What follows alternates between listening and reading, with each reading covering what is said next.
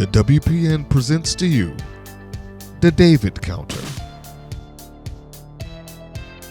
That's right, David. And David. They can't get out of the cage. David, we've had... So the decision was made, David. Padlocking that steel door, David. Oh, my. Double back elbow for Pink and Swag, David. It was the feud that really made Wow, David. And that's right, David. And Lindsay going up to get Penelope Pink, David. As the back crashes with that cyclone steel, David. It's not just about revenge, David.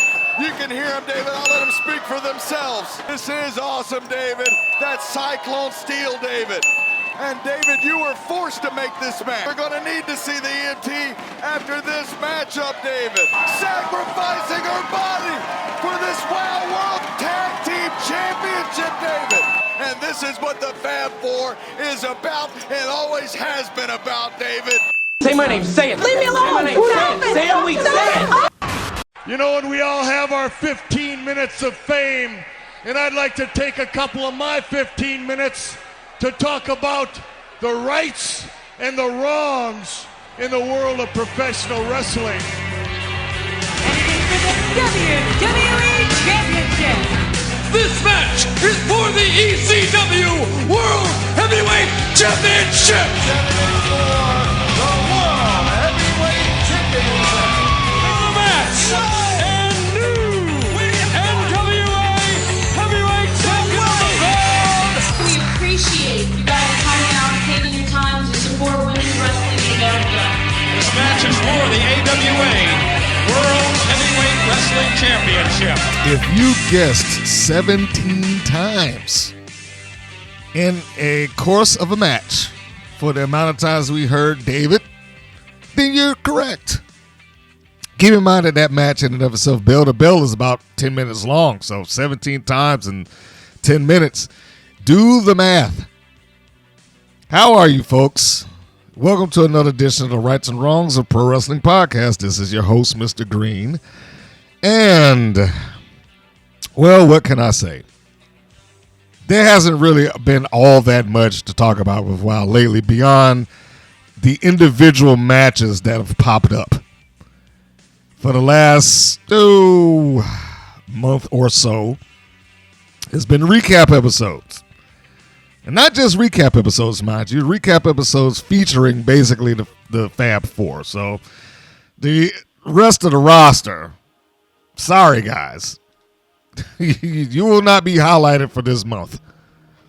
Oh, they'll get the random match here and there. But as far as anything, quote, meaningful, you're coming up a little bit short on that one.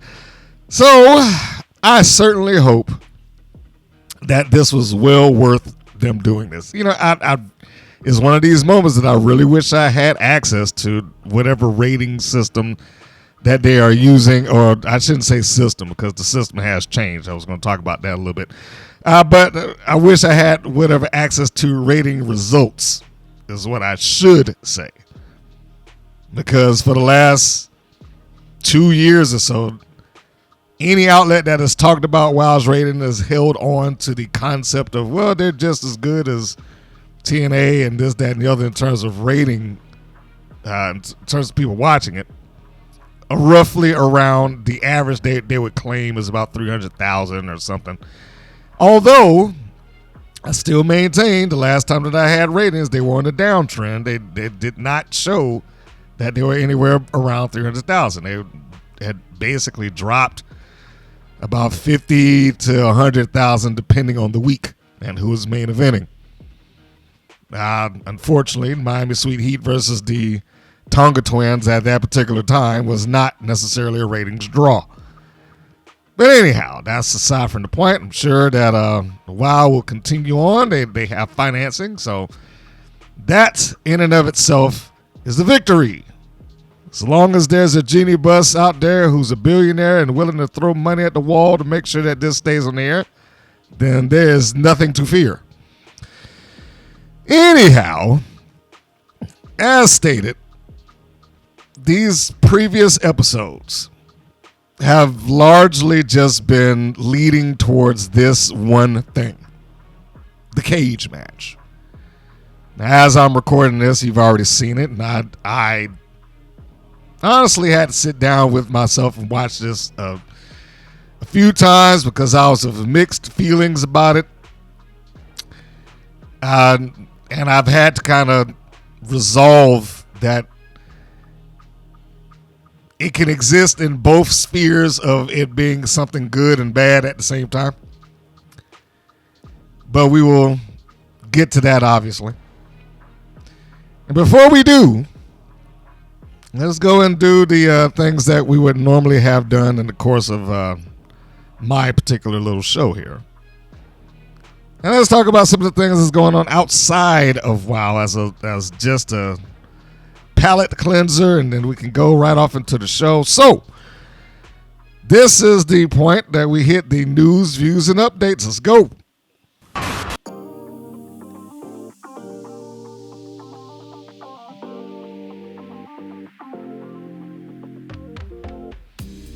And what is happening out there in the world of women's wrestling? Well, one of those things is Kiera Hogan. You guys remember her? Lovely young lady who has traveled across multiple promotions. If we include the indies, there's been a lot. I am one of the few that got the chance. I'm not going to say from day one, because what was she at? WWA 4, I think was where she trained. But once she started stepping out and making her way across the independents in the Southeast, I got the chance to not just see, but cover and call several of her matches before she blew up and got out there to bigger promotions like TNA. And while she was on TNA, she was on WoW at the same time. Don't know why they felt like they needed to change her name for WoW while she was actively wrestling on TNA's television, but whatever. Made herself over to AEW, which then subsequently gave her Ring of Honor. But she now confirms her exit from AEW. She is now a free agent. Her last match, as of note, she might have had something that wasn't, I guess, recorded somewhere, but the noted last match that she had was reuniting with Tasha Steelz as Fire and Flavor, taking on what they were the former TNA Knockouts Tag Team Champions, by the way. Taking on the King Bees, Danny B and Charity King, and Ashe Championship Wrestling. And that was pretty much it. Now, she's free. The last couple of things that we've seen from her wasn't even wrestling related. She's been on a reality TV show over the last couple of months, I believe. Miss New Hire is the one that pointed that out to me. Was it Jocelyn's Cabaret? She's been involved with that. But apparently, I'm going to assume that she's not fully out of the wrestling pool, so to speak. I do believe she had said something along the lines that, well, I'm going to paraphrase and say that she's essentially open for, going into WWE or attempting to make her way in that direction. So I certainly hope so. When I did meet her, easily came off as somebody who this was a dream come true. It was something that she wanted to do, even down to her what was it? Whatever name that she was using for her YouTube channel. the channel name. Good grief. I don't know why I couldn't think of that. But yeah, it was like Mickey James fan something. And she's got a lot out of wrestling. She's got the chance to wrestle her idol. She got the chance to have that match with Mickey James. I forgot. She was in she stopped through NWA wrestling also for a brief period of time to have that match. So yeah, I mean, I wish lots of luck to Miss Hogan out there. There are several matches that she had done that I was privy to and enjoyed in her earlier work. And I look forward to seeing her step back in the ring somewhere else. If there's anything I can say about her, I do believe whatever passion that she had for pro wrestling, AEW may have dampened it a little bit, but I don't think that she's fully out of that, and I look forward to seeing when and if she shows back up. Of course, recently, Bound for Glory took place. Kiera Hogan's former home in TNA Wrestling. She might return there, who knows. And we've had the Hall of Fame inductions. And it was a female-led Hall of Fame. Good for them. Who did we have in there this year? Why, we got Mickie James, multiple-time women's champion across multiple organizations, including the WWE and TNA. And we got the beautiful people. Probably considered at this point the, well, maybe not the hallmark, certainly the template. We'll say that. They're probably the template for a female faction at this stage. They were easily the most consistent that existed on wrestling TV, period, for a while. There have been many of them that came and went. But the beautiful people for, wow, how long were they really paired off with each other? Maybe a good decade. Because they got together shortly after the Bound for Glory that we had here outside of Atlanta. It wasn't in Atlanta. It was outside of Atlanta. That was when they were still under their indie names. They hadn't adopted Velvet Sky and Angelina Love yet. They were still Talia Madison and what was it? Angel. I can't remember her. Angel Williams. And that, gosh, what was that? 2006 or 7, somewhere in there. And I do believe they hung in there for a long time until they got up to a feud with the Dollhouse. And yeah, that easily was about a good 10 years later. They were the template for a good while, especially at a point where TNA, they may not have ever led all that much in the wrestling industry, but for a good chunk of time, they were the leaders of women's wrestling there for a while. For a good while. Before the WWE gave it the time of day, TNA was still pushing women's wrestling, and they were getting ratings. They were getting the knockouts, one night onlys, things like that. So yeah, I absolutely and wholeheartedly agree with both of these inductions. That it was nice to see that they got. Now, they did not have every single member of the beautiful people come out, because there have been multiple members of the beautiful people. Now, obviously, Madison Rayne could not be there, or at least we would doubt that she'd be there, just because TNA does more work with WWE than they do AEW these days. Well, they don't do any work with AEW these days. So it was going to be a little difficult to see that take place. I don't know if Lacey Von Erich is involved in pro wrestling at all anymore. Of course, Billy Gunn. Yeah, people forgot Billy Gunn. He was there essentially as like a valet, bodyguard, whatever you want to call it, but he was Cute Kip. So it looks like most of their beautiful members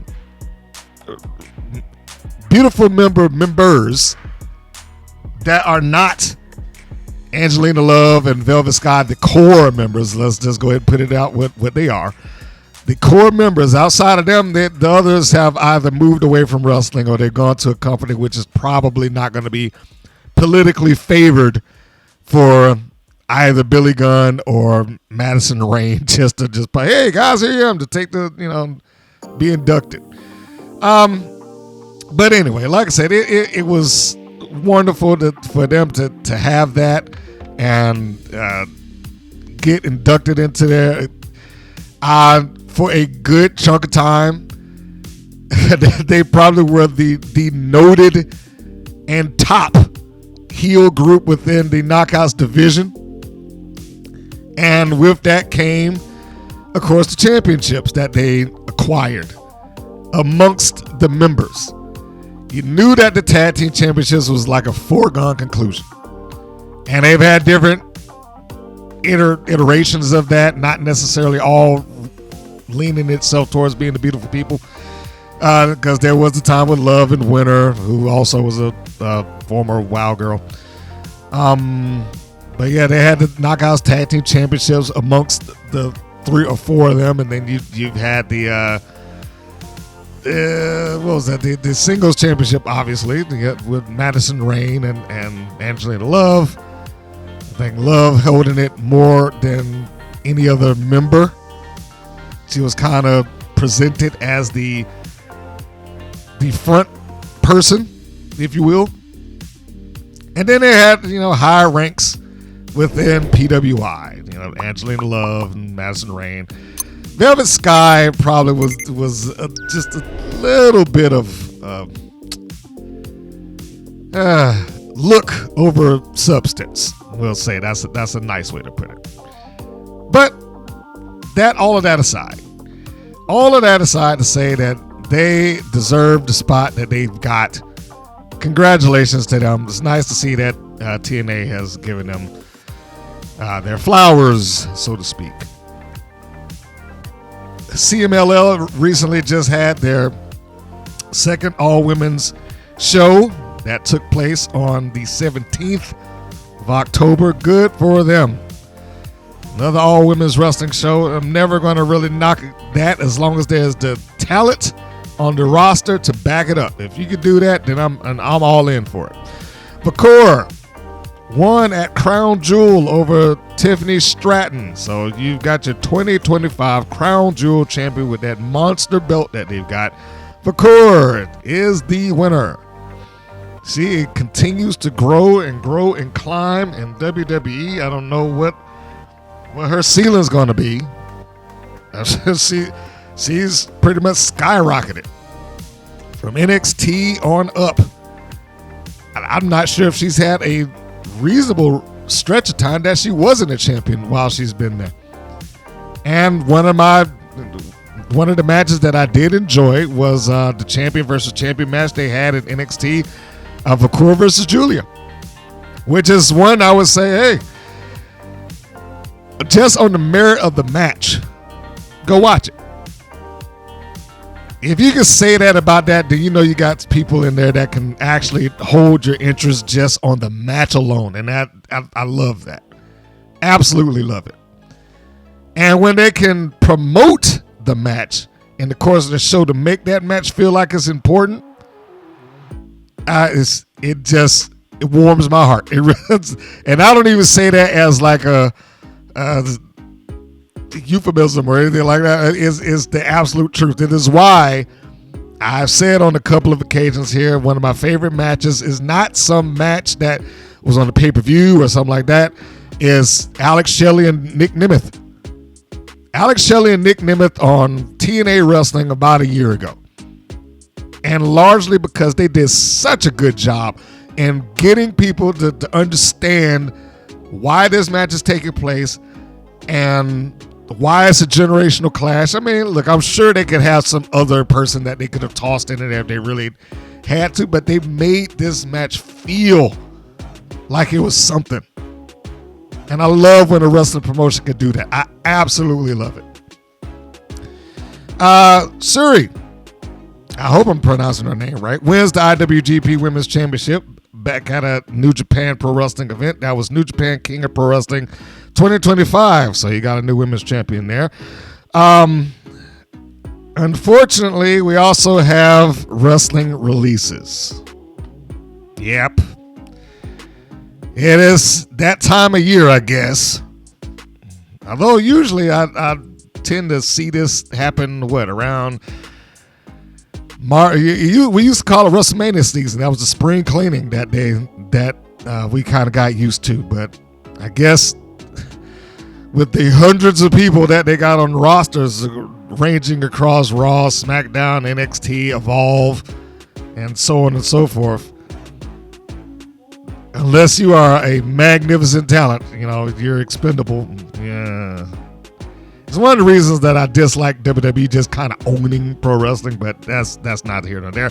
Anyhow, Evolve has recently released Jen Tala, Hayes Jameson, and Summer Sorrell.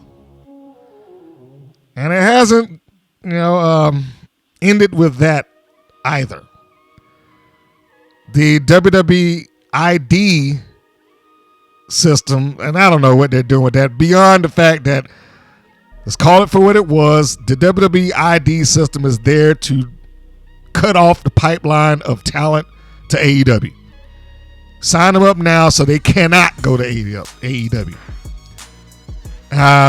But Zara Zacher has announced, she's pretty much stated that they are not renewing her contract. And it seems like to me that it might have tossed her into, for lack of a better term, a bit of a tailspin. It's not anything that we haven't seen before. This happened a couple of times with a few other talents where, they got to WWE. I'll not make fun of the guy, but, I'll use Rich Swann as an example. He got there, he got in trouble, he was released, and then it turned into, I lost my dream job, I'm giving up wrestling altogether.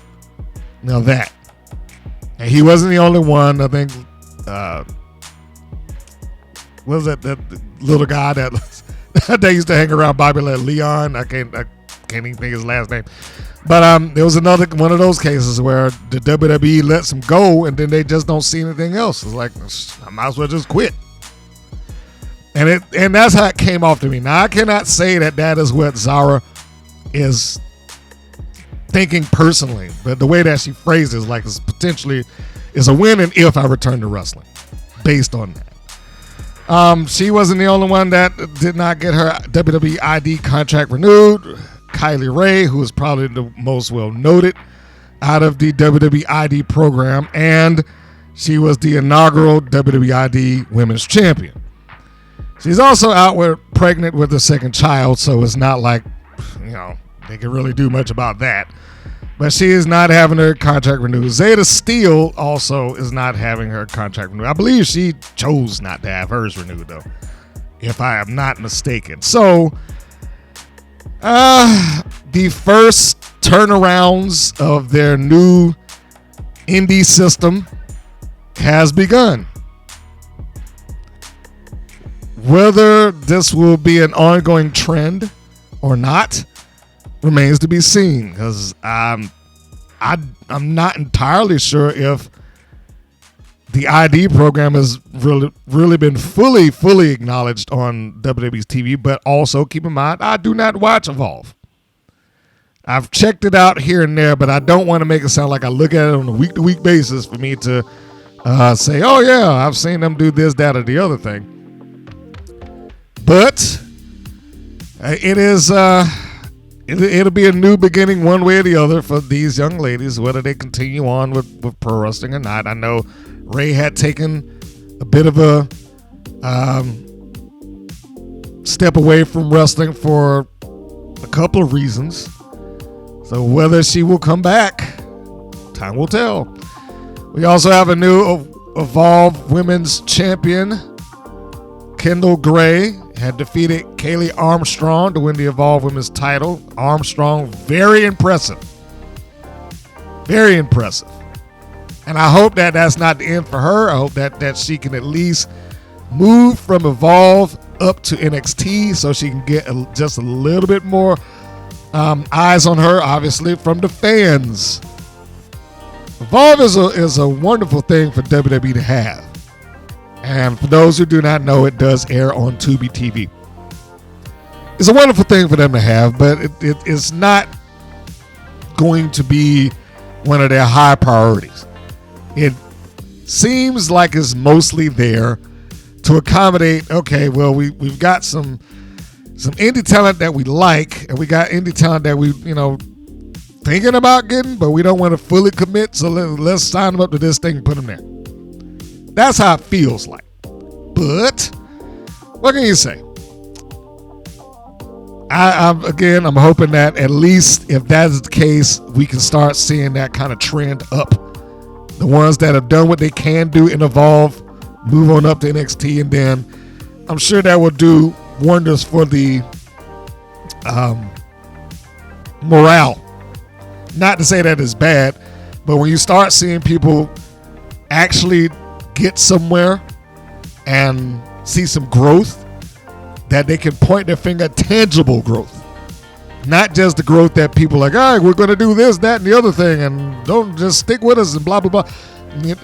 If you can see it, because the WWE has the ability to make that happen. They got crazy amounts of money that they will never, ever, ever, ever, ever all spend. At this point, they could probably put on a full-on week worth of PLEs, not charge a single ticket or merchandise, and still be in the clear. Just imagine, just 5 days a week, Monday through Friday, PLE after PLE, and we're not going to charge you a goddamn thing. And they could do it because they can. They have the money for it. Anyhow, that's a whole different thing. One of the other things I wanted to get to was the rating system with Nielsen has changed recently, where they're not doing the traditional ratings gathering that they had done for years now. They have changed this, and it has apparently given pro wrestling a big hit. I don't know why, specifically pro wrestling, but it just seems to have worked out that way. It's knocked AEW's ratings down almost by half the last time I saw. It went from like 600,000 something to 300,000. That does not bode well for any wrestling company, much less if you're a WOW. Sorry to say it, but much less if you're a WOW. They weren't really being seen, unless somebody has some other information that I'm unaware of. They weren't really being seen by the rating systems that they had previous to this.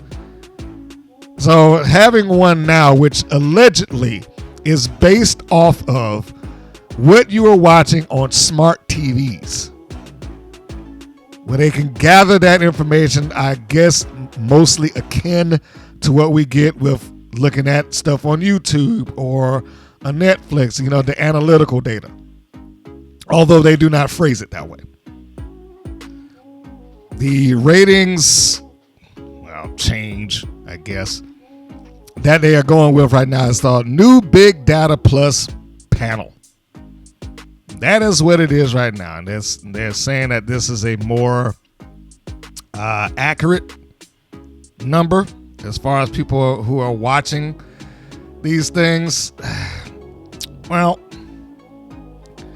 again, it seems like wrestling has not really benefited from that. And I'm just going based off of what the numbers we've seen so far. But if it wasn't strong enough to hold or measure WOW's viewership previously, I do question where it's going to be at now.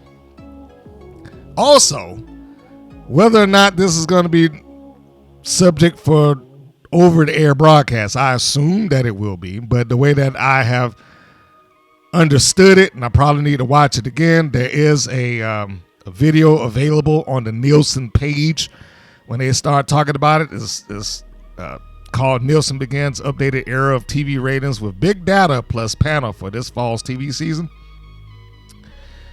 And there's a link on there for that, by the way. Again, I probably need to look at it just to refresh myself as to what it is that they're doing and how it's supposed to function. But how it affected pro wrestling in general it could be a nasty thing for some of them, particularly when you're talking about when rights renewals come up. Part of the reason that the WWE was able to get the amount of money that it did is because they had a strong, dedicated fan base that would follow them essentially to the ends of the earth. At this point, it's just one of those things that's supposed to be there in a lot of people's mind. It's like McDonald's. It's just, you can't imagine driving down the highway and not seeing a McDonald's sign somewhere. It's just supposed to be there. It's part of America. WWE is part of America. It's like right there with the NFL and NBA, blah, blah, blah. Not in terms of pay scale, but you get what I'm saying. And they were able to leverage that into getting ridiculous amounts of money. Netflix, they understood that, well, it's about live TV now. We got to get people to want to tune in to things that are happening right then and right there. So let's get them. And of course, we know the stories. WWE just kind of spread that across like multiple platforms, but all equals the same thing. They were able to do that based on it being WWE and the history that they have and the dedicated fan base that they carry. AEW is a fresh new company. I mean, what are we, 5 years into them now?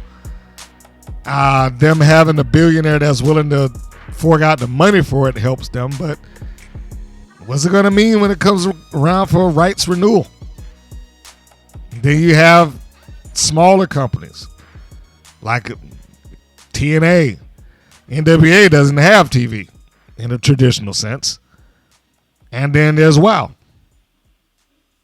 WOW is an interesting anomaly in this because they theoretically would be considered a nationally broadcast wrestling promotion alongside of a WWE and AEW.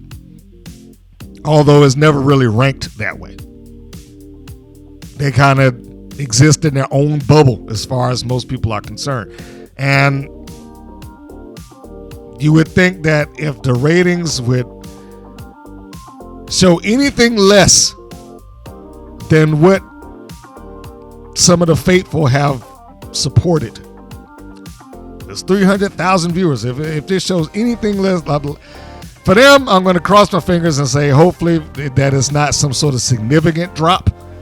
Because like just on Vice TV, for instance, and I know people have forgotten about that, but WOW does, or at least it did, air on Vice TV. And did it like at midnight, but it did.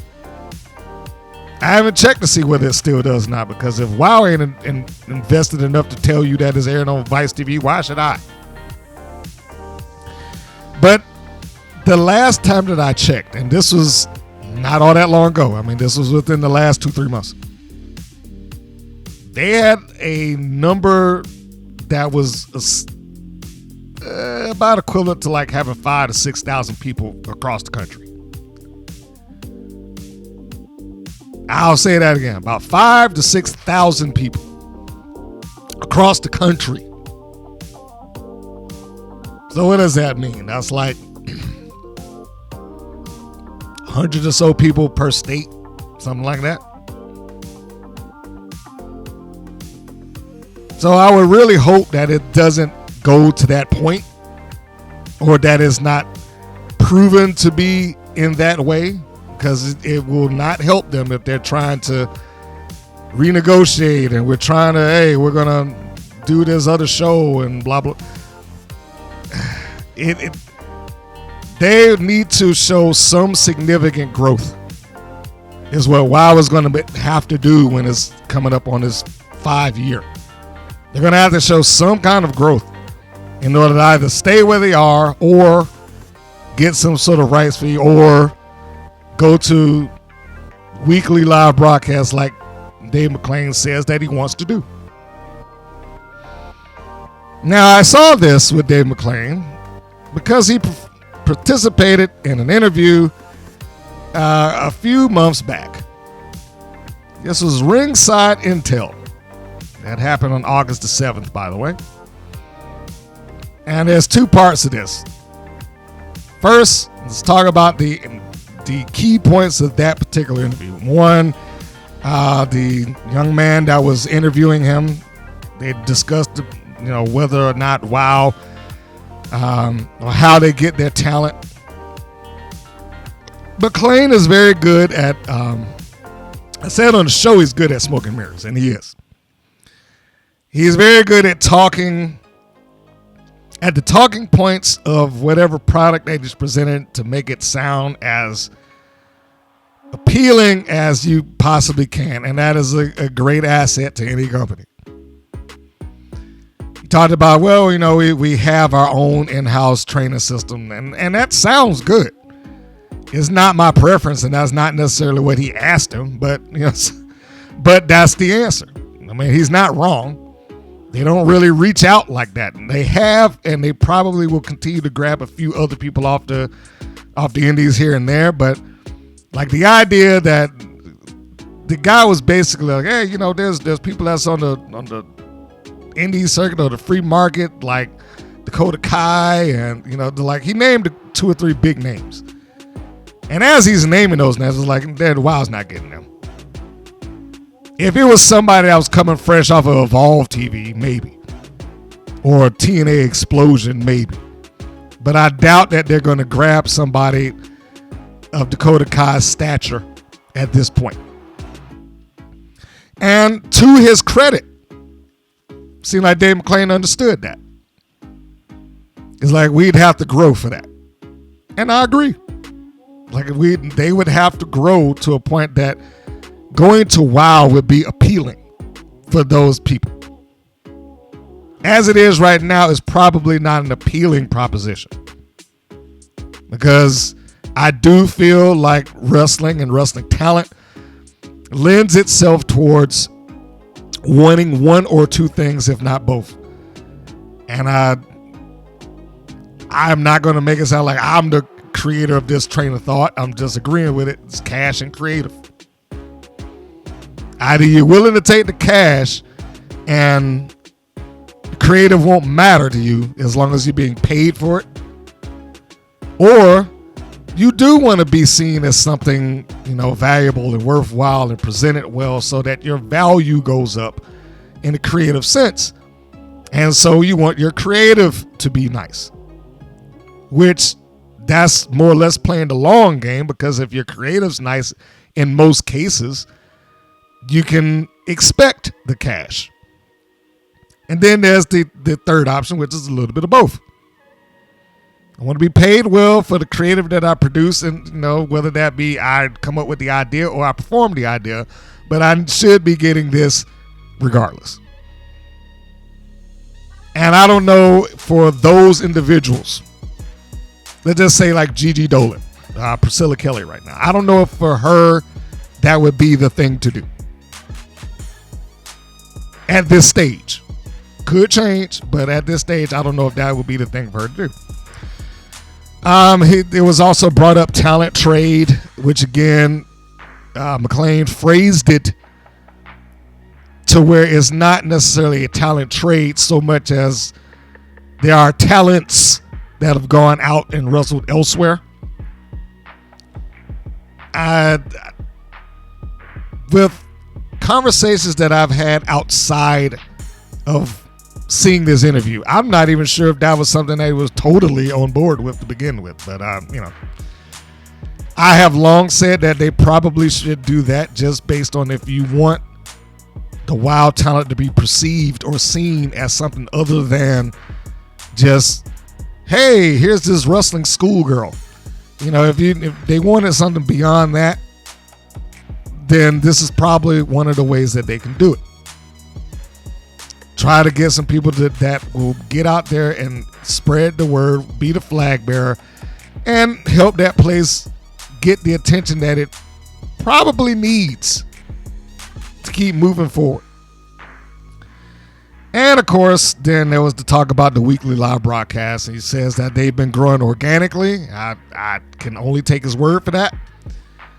And because I don't know if I've seen an organic growth, but I am not there. In fairness to that situation, I'm not looking at the inventories. I don't know. It's like going from one location to the next. We're at the Belasco. We're at this TV studio. Now we're on the street in Las Vegas. I don't know whether that accounts for an organic growth in my eyes, but it ain't for me to judge. And I fully understand that. But by his words, they have grown organically, and he would like to see them grow more to where they could do live broadcasts, whether that be quarterly and then, possibly once a month or something, blah, blah, blah. Seems like I've heard that information somewhere before. Like somebody said, hey, if WoW is going to go and grow at all, they're going to have to dip their toes in the water eventually. Who said that? I mean, sounds goddamn smart to me. But, who would have said something like that? Like, hey, maybe they should just try a live event on YouTube and minimize the expense to where they can see whether people would want to tune into it or not. And whether or not they have enough interest from the fans to be pushing it forward. I know who, me. I said that. Anyhow, that was what I got from that particular interview. The other half of the reason I brought that up is because that interview was brought to my attention by somebody else. Then I watched it. And then I was asked following that, like, would you interview David McLane? I was like, well, of course, obviously the answer is yes. Of course I would interview David McLane. Now, whether you would want to be interviewed by me is a different issue, because I am just going to say now, if that were to take place, if it's just going to be like a 15-minute interview, it's not worth it. At least not for me. And probably not for him. If we can't have a full-on sit-down, all right, let's open the book and start. And it doesn't have to be contentious. Doesn't have to be some argument. Doesn't have to be a debate. Yes, I have criticized that show relentlessly. True. And I've criticized him. True. But that doesn't mean that I wouldn't open my door or, figuratively speaking, and roll out the red carpet. Like, look, I'm not going to, badger you to death. But I do want, if that was something that was going to happen, then I want to be able to have as much time as I can get to address whatever questions, methods, train of thought, aspirations, or anything else in between from him as it relates to WoW and his talent. Cutting it down to 10 to 15 minutes wouldn't do either one of us any good. So there's a yes and there's a no. Would I do it? Absolutely. But it wouldn't be worth trying to do if you're not going to get a full-on sit down. Okay, let's hit it. Let's talk about all this stuff, because there's a lot to talk about. If you can't do that, probably not worth doing it. Same thing applies to Genie Bus. Except the only other caveat that I would have to like a Genie Bus is that it's just her. Because if I had anything beyond like, yeah, Genie Bus will do this interview, but David McLane has to be there, then it ain't worth the time. Because I need to hear her give me the answers, not David McLane speak up for her to give me the answers. So there we go. I hope that answers your questions. You know who you are. Okay. I think that's all of my news, views, and updates, and I have delayed myself long enough. So we're going to go and get ready to do the full review. Not just a full review, a double-sided review, because the episodes weren't all that long to begin with. So we're going to do both of them back to back. So when we come back after this brief little message, promos and musical interlude. Then we will jump right off into it. Stay tuned, folks.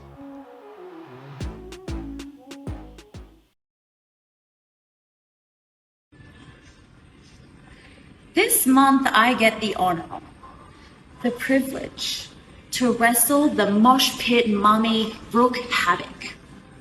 The Brooke Havoc who traveled all around America training, finding the best of the best professional wrestling schools that America has to offer.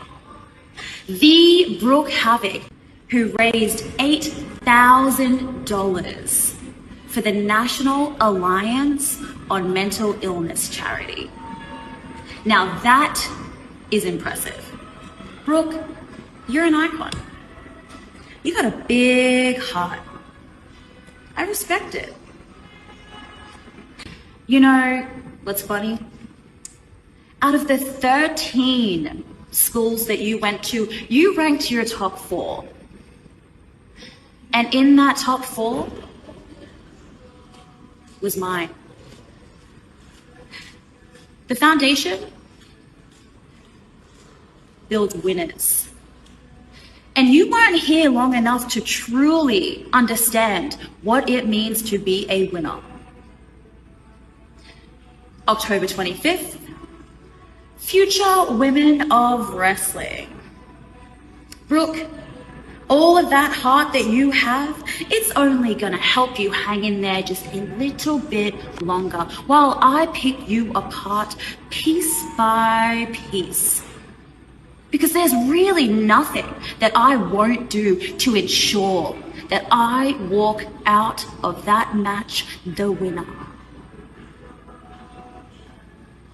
I'm looking forward to it.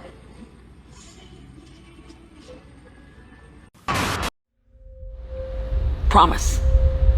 I know what it's like for people to see you differently than who you actually are inside. I know what it's like to carry around the weight of what you could have done, to drown in the what ifs and the missed chances.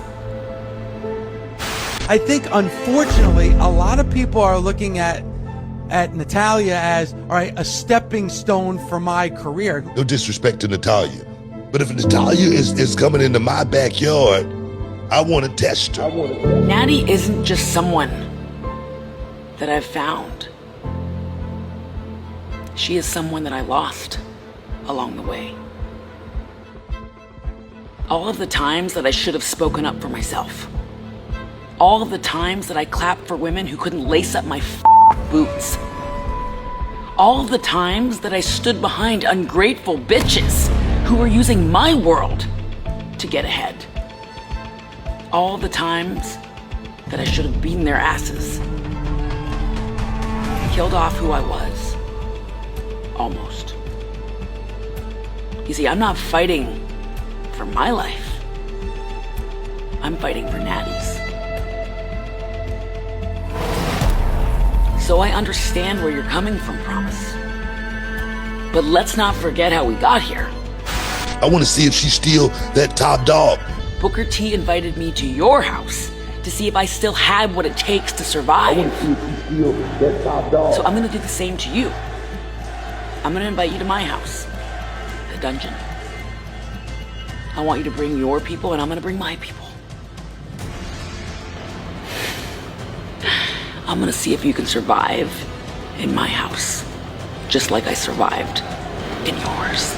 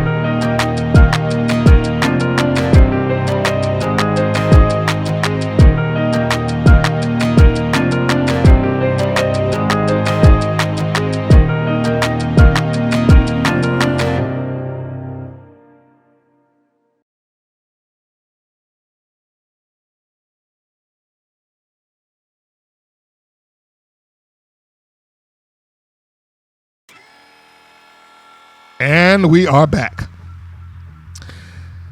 So, as you know, they have officially gone over into their new season.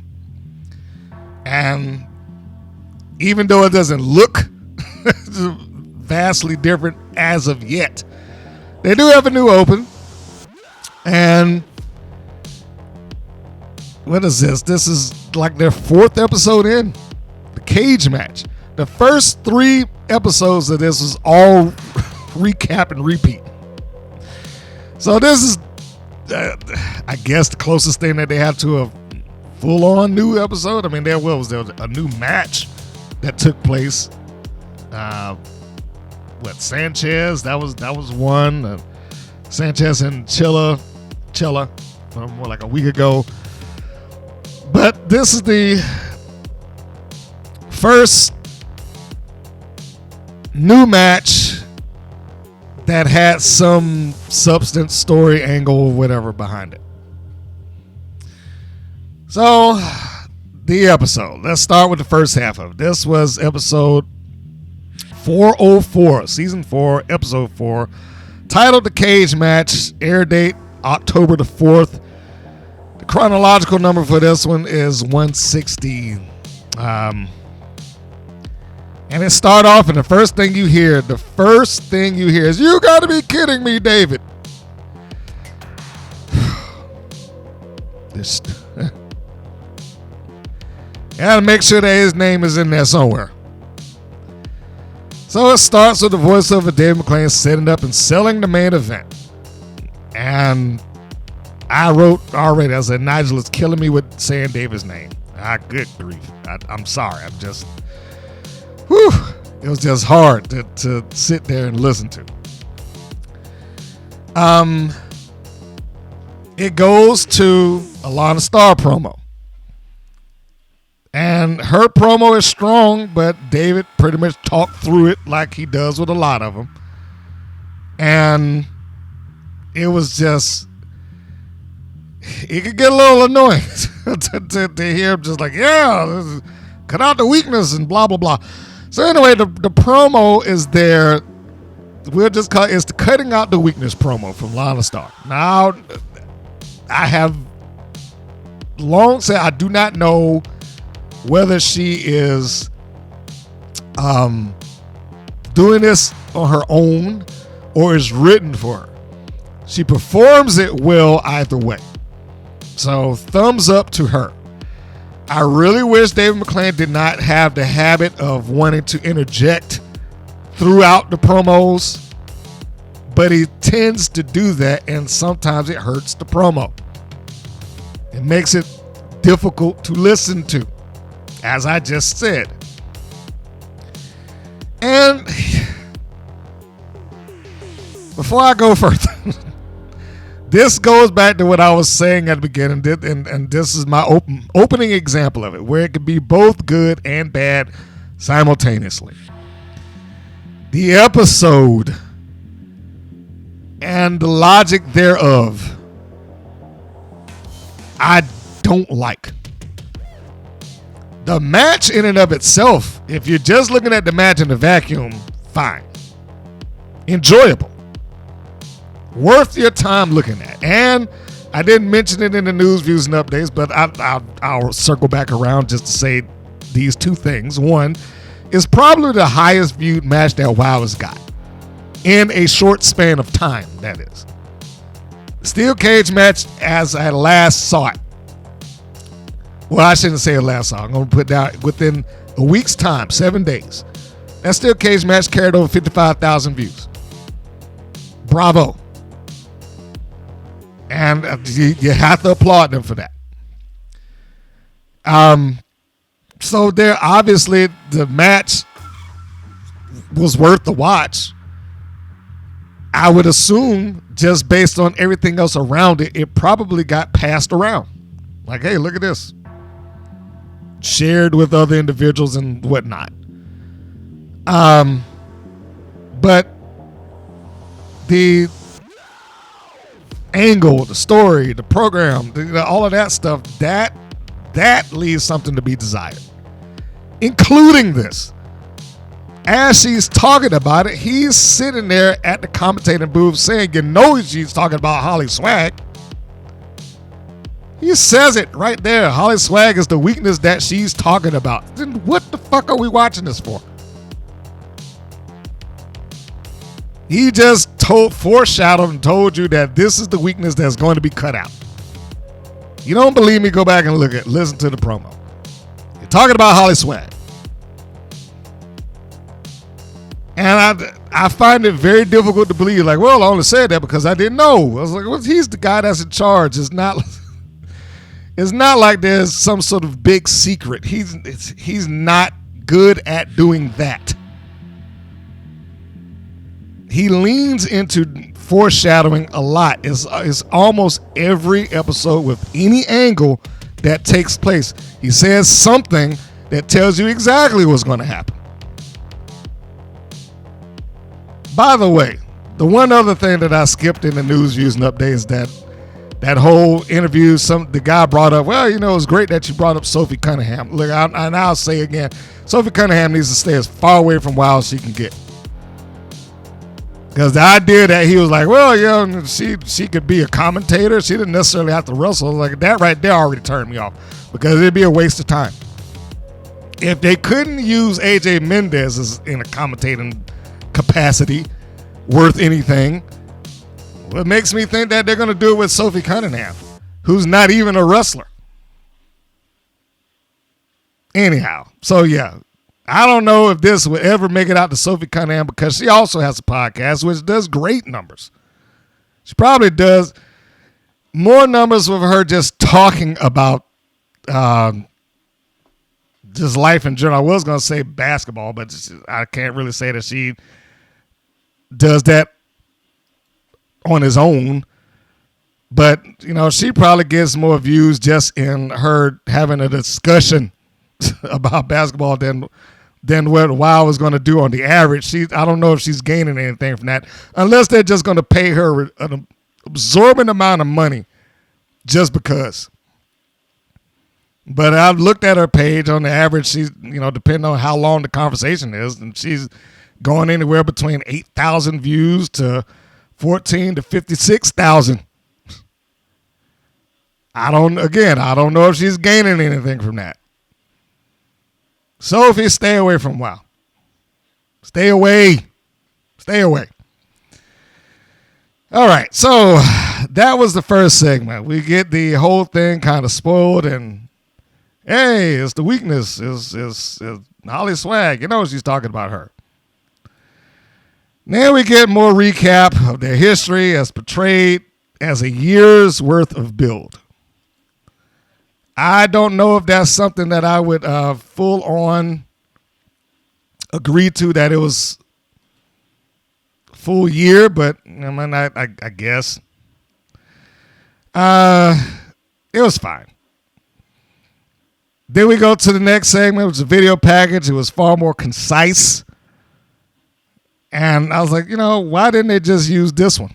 Because this video package felt like it got the point across without having to give you a bunch of extras and add-ons. And, well, here's them when they found them on the street and had to call for a tow truck. Like, that's not important. It's not important to this angle. It was so much filler for the last couple of weeks. This particular recap, none of that. It just kind of stuck to the point. And good.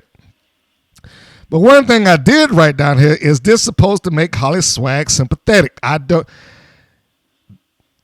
We're getting there. We're getting to the cage match, but the question remained, who was supposed to be sympathetic in this situation? How were they going to make you care about Holly Swag? In theory, she's supposed to be the one that you would feel sorry for here. In theory. I don't know how you feel sorry for her, but you should. We'll get there. So, the next thing is the Fremont Street Experience promo, which they beat you over the head with. Not mad at it. I mean, if that's what they have to do, and then that's what they got to do. Now, I don't know whether they worked out some arrangement from the Fremont Street experience. It's like, hey, you pay us some money and we'll advertise it. I would hope that that's what they did, but only they know. The Street Experience promo is interesting to me because within that, on multiple occasions, it's like, we're doing something, we're making history here. For the first time ever, was wrestling on Fremont Street. Like, okay. Goes back to the whole thing. He's very good at that. But then you give it some thought. It's like, well, what other wrestling promotion wanted to be on Fremont Street? Because you can't possibly believe that, let's just say AEW, if they really wanted to be on Fremont Street, that they wouldn't have been there. They don't want to be on Fremont Street. They want to be inside of a building where people are going to pay money to come in and see them is what they want.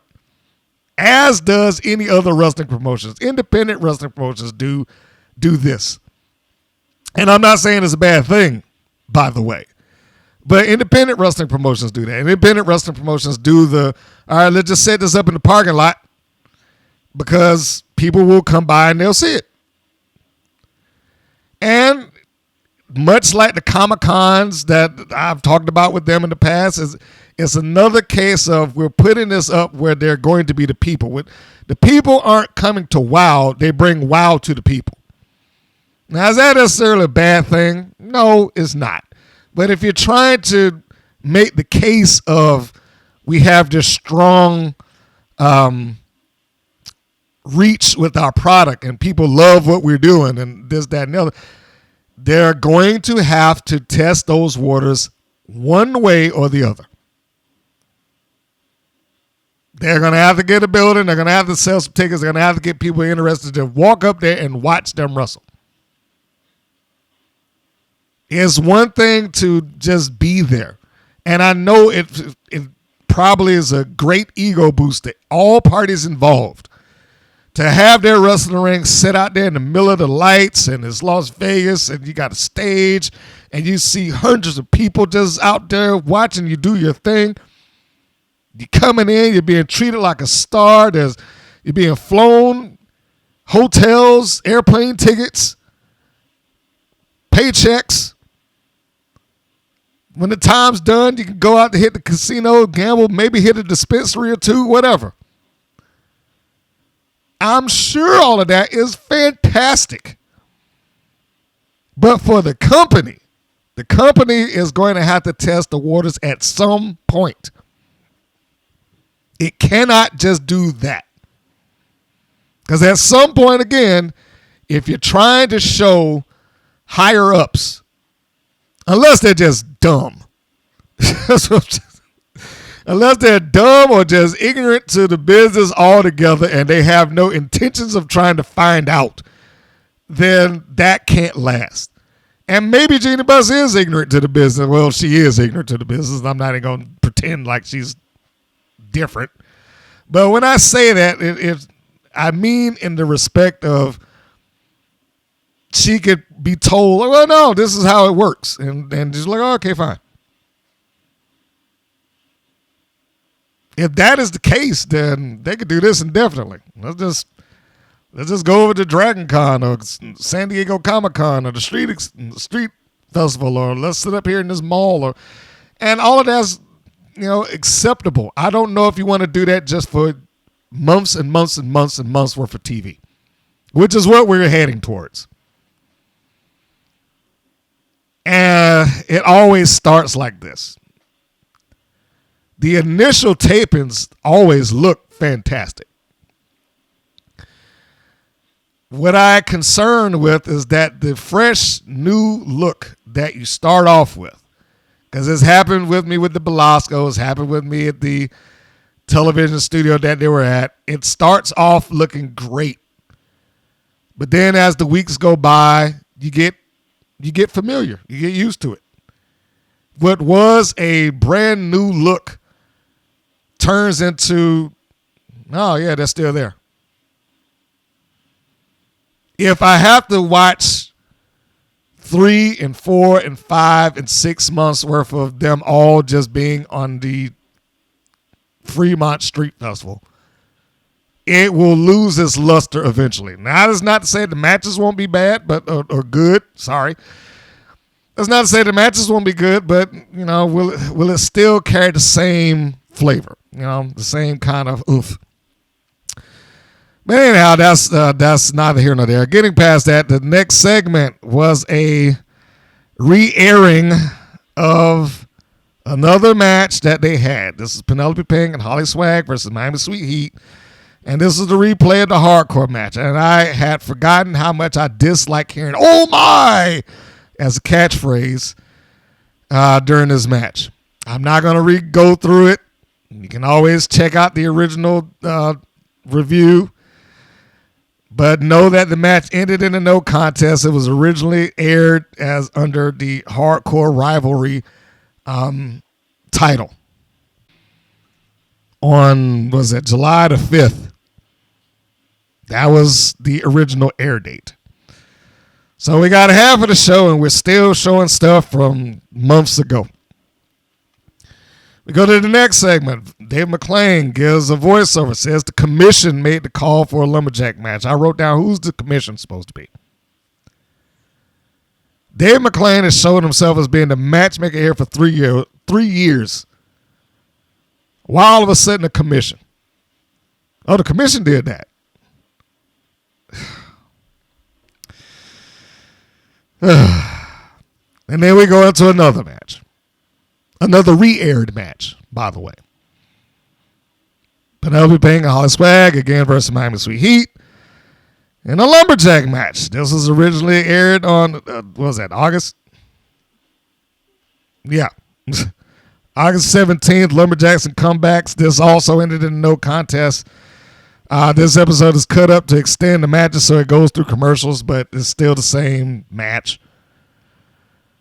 Then we get another Fremont Street Experience promo where he was talking about what I said in the last one. This is a history-making thing. No other wrestling promotions held matches here.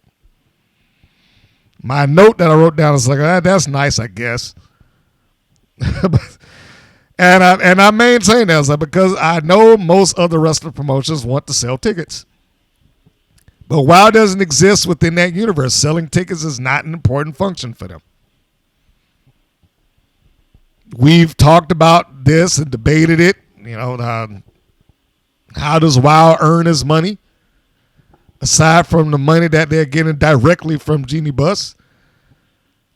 Because we figured that it couldn't be a significant chunk of merchandise because they barely talk about merchandise.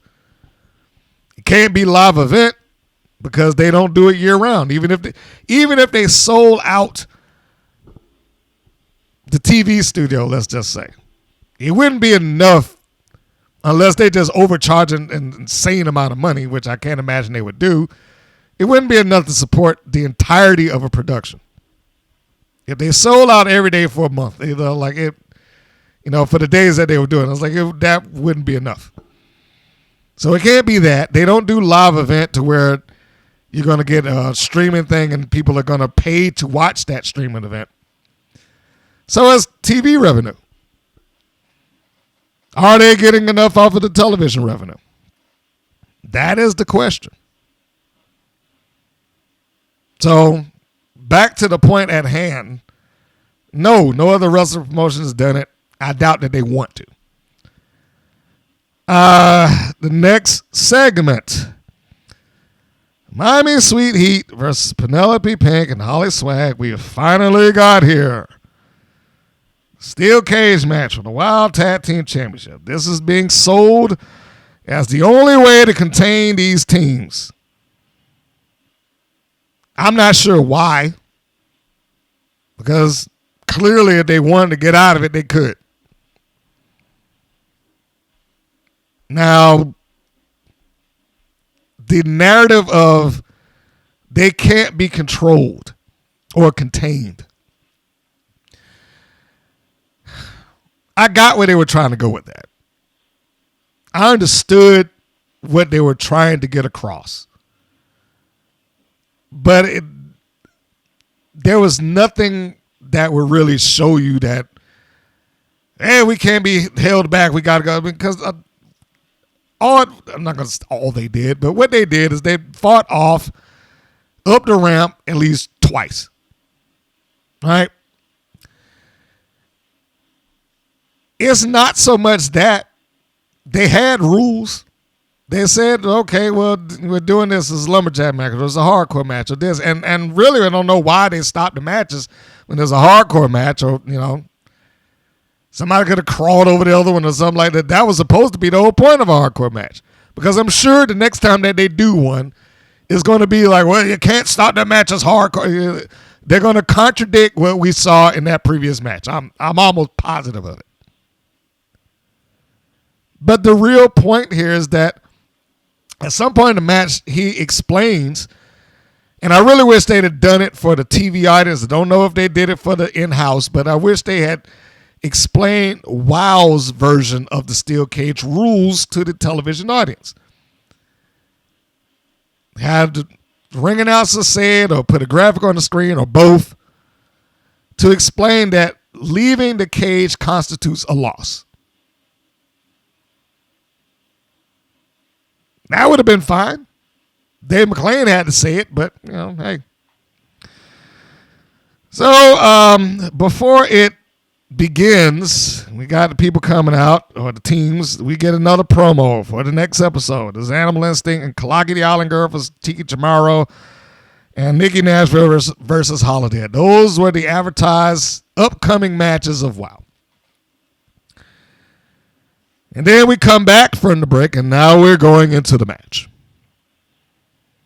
During the match, McLane brings up that Holly Swag was stirring the pot. I wrote down, what is he selling? I didn't get it. I honestly did not get it. While specific rules for the cage, as stated, were not explained, he did bring it up like, well, if you leave, you lose. So, of course, the first 5 seconds of the match, Holly Swag is trying to get out. And then he goes to tell you, the viewer, like, well, if Holly had gotten out of there, she would have left Penelope Pink to sit and fight on her own.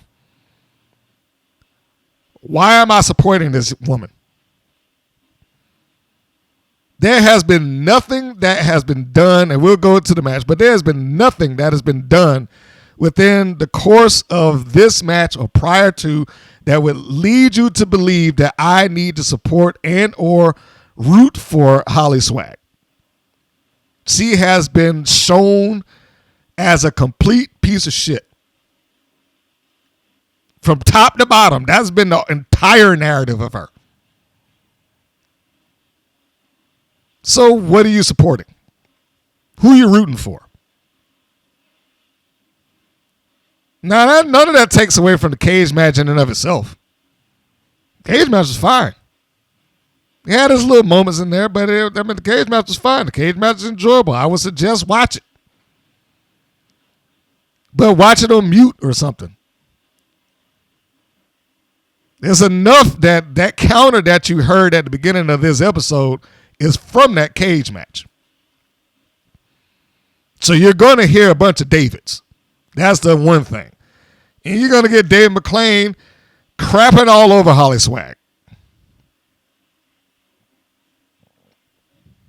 He keeps talking about her being a pot stirrer throughout the entirety of this thing.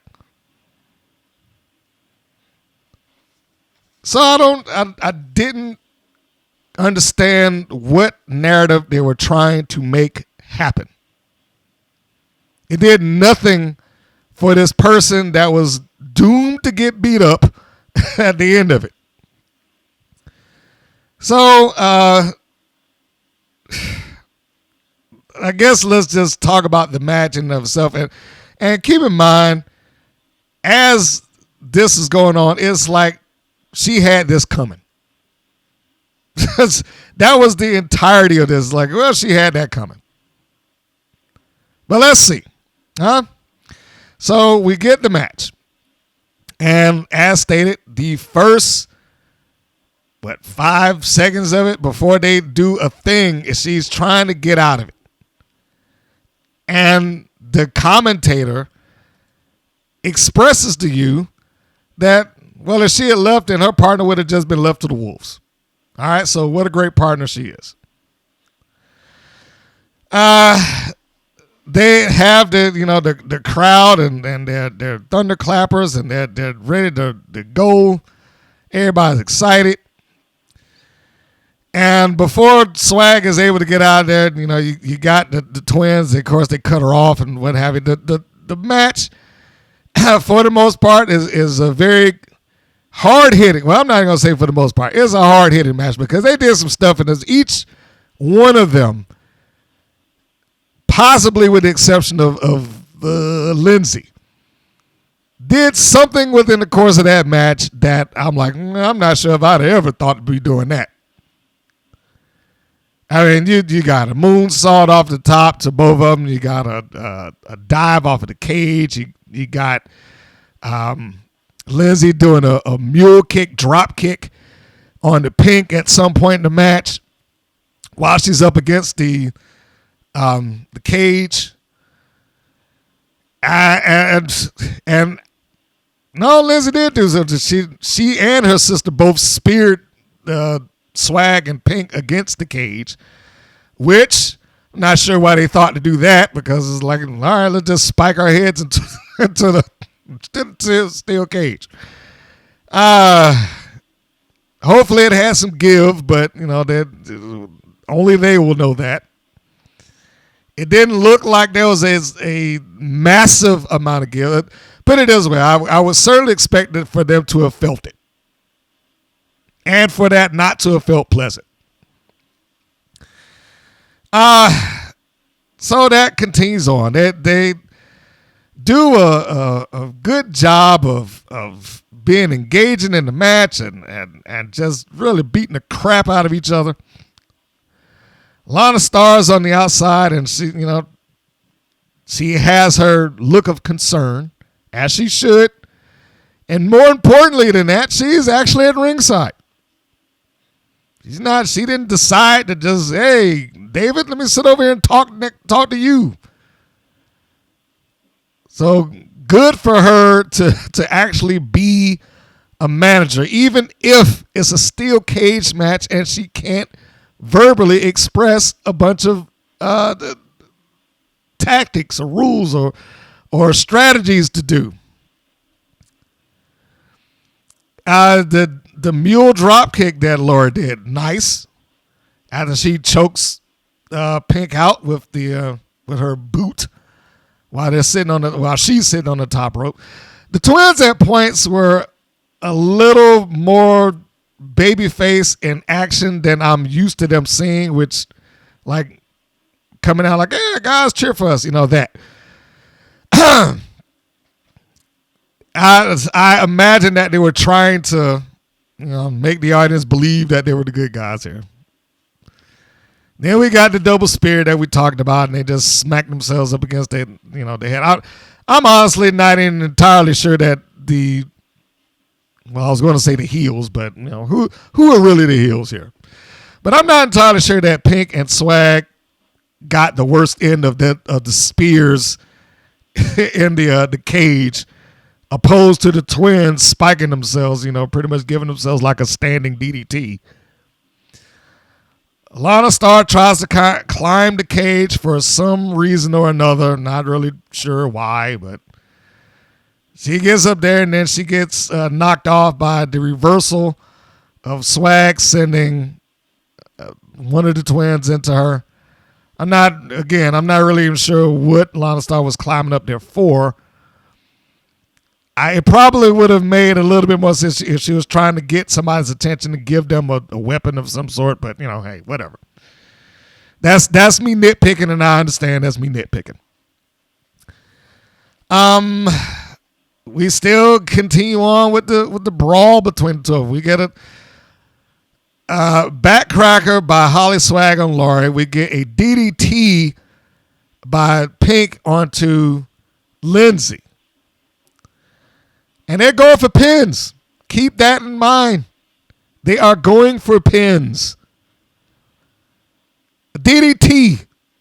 Okay? So this continues on.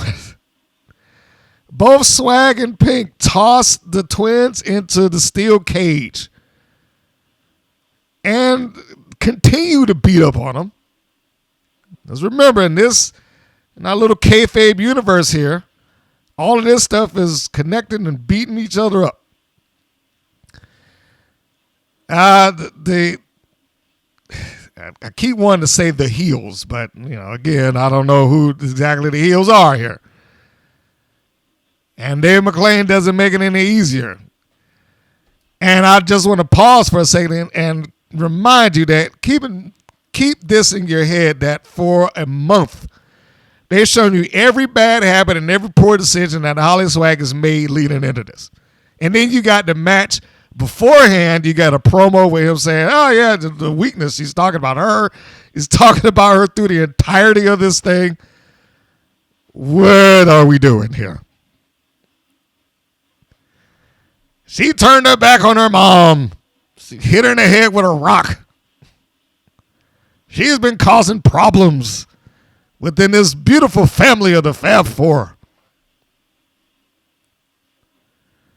So we continue on. They keep beating up on each other. Swag grinding Laura's face into the cage. Pink throwing Lindsay into the cage. And then they do it again.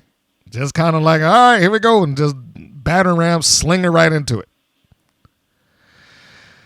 They try to get a win. Of course, this doesn't take place, obviously. We get a snap mare, and Swag and Pink both give them dueling knee strikes right across the face. And that win that I said they were trying to go for, right there, they go for a pin. And the twins kick out. Just remember the effort that went into the pins, and remember the effort that went into beating the twins up. All of that's important. And the twins turn it around. Double suplexes to the heels. Send them down. They try to go for a cover, and what I'm not going to say they. Lindsay tries to cover Pink, and she gets out. Swag is trying to hoist herself up and get back to her feet. They separate again and start beating up on their individual targets. As this is going on, Pink is trying to climb up the ropes for whatever reasons. And she gets cut off by the twins. They put her in a tree of woe. Swag tries to get up, and she is coming to, I guess, to the aid of her partner. That might be the only good thing that she did if we're going off of the concept of what they're telling you. Pink is getting herself out of the tree of woe, getting herself up onto the top rope. Meanwhile, Sweet Heat does a catapult combination tandem move to Holly Swag. After they do that, then Lori tries to go for a cover, and then it looks like either Lindsay or the referee, one of them had to tell Layla, no, you got to get up.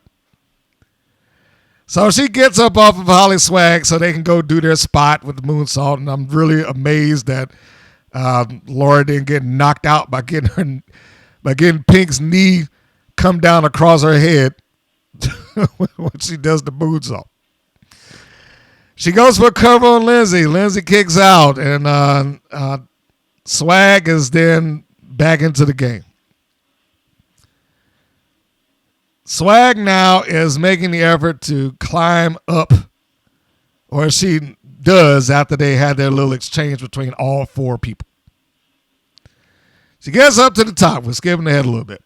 She gets up to the top, and she gets the perfect position of being able to jump on all three members of the Fab Four. And I say all three members of the Fab Four because This is also presented like the Fab Four was still a collective, even though they were beating up on each other. High cross body from the top of the cage down to the mat. Gutsy young lady. Looked great. And if there ever was something that I would keep as a highlight reel moment, it would be that. This was a easily superior steel cage match to the one that they have harped on and talked about from years ago. Like, oh, this is our second steel cage match ever. Well, I'm not even sure if I'll put them in the same category. The efforts of the steel cage match were great.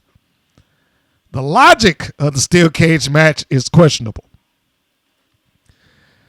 So she comes down and she gets the high cross body, and all of them are down on the mat. Swag is using the ropes and the cage to pull herself up to her feet, as are the twins, and then Pink, and then Swag goes over to her partner like, all right, get up, let's do this thing. And she, after she gets her partner up, her partner being Penelope Pink, she faces off with the twins as if to say, all right, you two got something coming to you. And then Penelope Pink just turns on her. She clubs her in the back of the head, and then the twins just immediately join in and start beating her up. And that was the big swerve. Okay. So, again, the match, fine. I question this, and I'm trying to be as clear to say I'm not getting on any of the effort, because they all did, a good job in the ring of, doing this match and, making it an enjoyable thing to see. However, I don't know. Because my first question was like, if that was what she was planning to do, why did they beat each other up for 10 minutes? I mean, because why? Now, there is an explanation that comes in the next episode. We'll get to that also. But it felt like an explanation that was trying to patch holes in the sinking ship. But we'll get to that in a moment, because now the twins and Penelope Pink are instantaneously on the same page. Miami Sweet Heat picks Swag up for a powerbomb while Penelope Pink is in the corner. She gives the double powerbomb blockbuster combo for the pin. 1, 2, 3. And the crowd chants with them, and then they go nuts. Yay! Which lets me know that they don't know what is going on. They're just cheering. I mean, you see people back there clapping and applauding like, yay, they did it. Is that the result that you were trying to get? Are you trying to get these people rooting for the Fab Four? Like, they're the heel group. What are you rooting for them for?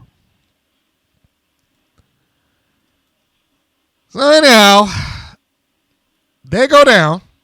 Oh, no, I'm sorry. Holly Swag goes down. She takes the pin. And they just basically hand Miami Sweet Heat the tag team championships. And now they're 5-time tag team champions. Great. Lana Starr gets in, well, like I say, gets into, she climbs up, and then she tosses the sock of rocks over the cage into the ring so that it could be used. Because the door wasn't open yet. The referee gets knocked out cold because he's made of tissue paper. He gets hit in the head with the thing, and then he goes down for the count. They hand her the steel. They hand her the tag team championships. I don't even know why. Like, why are you participating in this? And then at some point, David McLane is on the house mic, yelling and screaming about everything that's going on. Oh my, what's going on? They're doing this and they're doing that. I can't believe the troublemaker. She's getting what she does. Like, are you kidding me, bro? who are you trying to get some sympathy on here? This is like a group of all terrible people. And so they beat her up in the cage with a locked door. And then Jesse Jones and Big Rick Betty come running out the ringside. Now, I'm not opposed to them trying to have saved her. I just don't know if this is the time for them to have done it. Because if they had a moment for a mother-daughter reunion pop, this stepped on that. This squashed whatever pop that they could have gotten. Now, of course, I'm saying that not knowing whether she was going to leave or stay or whatever the case may be, but in any case, yeah, this moment squashed whatever pop reunion that they could have earned. The fast forward, but getting back before they come running out the ringside, one of the things that caught my attention is Lana, after she slams the door into the head of the ref, relocks the cage. You got David McLane. I was like, oh, they're locking the cage. We can't get inside. But then within seconds, here comes Jesse Jones and she climbs over the cage. I don't know why he portrays powerless all the time. He's the boss and he's the recognized boss. Why wouldn't he just like, look, you open up this cage or you're fired? Or didn't call security, didn't say, refs, get out here with another key, bring some boat, nothing. It was just, I'm powerless to stop anything about this. I have to just sit here and watch it. I wrote down, what is this angle for? Miami Sweet Heat flip back heel instantly. They beat up on Ollie Swag, who the audience has been told was no good from start to finish. And then you just got this heel faction that succeeded, and they leave off with the tag team championships. And we get a promo on the end. Now, let's go back to where we can't get inside. Jesse Jones climbs up. They cut her off initially, but she does manage to get in. Big Rig goes running towards the door. I'm not sure why she would do that, but let's just assume that she didn't know that the thing was locked. So, she's trying to get in there and save her kid. I don't know if the instantaneous forgiveness is, something I would have gone for. Because again, Holly Swag has been presented and treated like she was just an awful human being. I'm not even sure why they all ran. Like Miami Sweet Heat got up out of that cage immediately once Jesse Jones started making her way over the top. I mean, what was she really going to do? Realistically, what was she going to do? She's going to beat up on all three of them? But they get out, and Pink stays in there, and they go toe-to-toe for a little while until Pink is able to get an equalizer, the sock and rock, whatever. Star was trying to prevent Big Rig from getting in as long as she could. She couldn't do it. Big Rig manages to get in, but she is also cut off. Lana Star does the managerial thing. She tried as long as she was out of danger. Once the door opened up, she is now then trying to get past Big Rig and get out, which I like that she still maintains her babyface role. You can also give her a little bit of credit that she would want to get out of that cage once Jesse Jones got in. Like, I don't want to be in here because there was no real reason for her to unlock the cage because Big Rig wasn't going to get in it. But Jones was in it already, and the only person that she had to defend her at that point was Penelope Pink. And that might not have been enough for her. So I'm fine with her wanting to escape. It's manager stuff. It's good. But once Pink is able to get some level of advantage, she goes over and she gets the sock of rocks and wallops all baby faces involved. lays one across Big Rig, lays one across Jesse Jones, gives a good luck shot to Holly Swag at some point, who was already knocked unconscious. But she hit her with the sock full of socks, because I'm sure that's what it actually is. So they're all down. The baby faces are down. They have successfully been destroyed by the Fab Four, who have acquired the tag team championships all over again. I mean, basically moving it from one team to the next. Now a concerned David McLane is up from his seat, and he's like, "Oh my!" Like the look on his face, like, "I can't believe you did this." Penelope Fink gets on the microphone and she cuts a promo on Holly Swag, and she starts talking about it's the second title she's lost, and Holly Swag cost her that. I was like, how? What exactly did she cost you? I was immediately asked in the room, like, what is she talking about? I was like, she can't be talking about the tag titles. She just cost herself that. I was like, I don't know.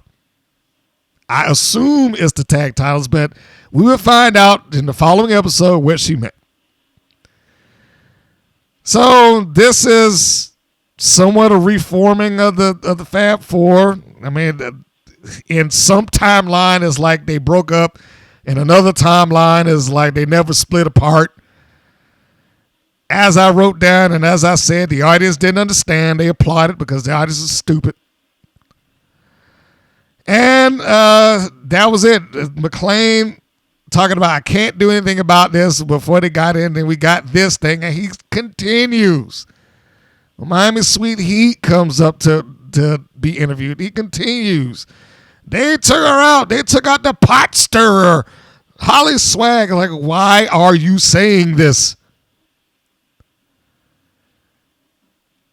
And now you can see what I'm talking about. Like, if you're going off of the basis of the match in and of itself is fine. It was fun and enjoyable to watch. If you're going off of the logic of the match, I question it. For what reason did they agree to do this match? Beat each other up for 10 minutes worth of time, and then like, all right, now let's turn on you. And if for that matter, what am I going for this pinfall for? If this was all some elaborate ruse, why am I attempting to win and retain the tag team championships?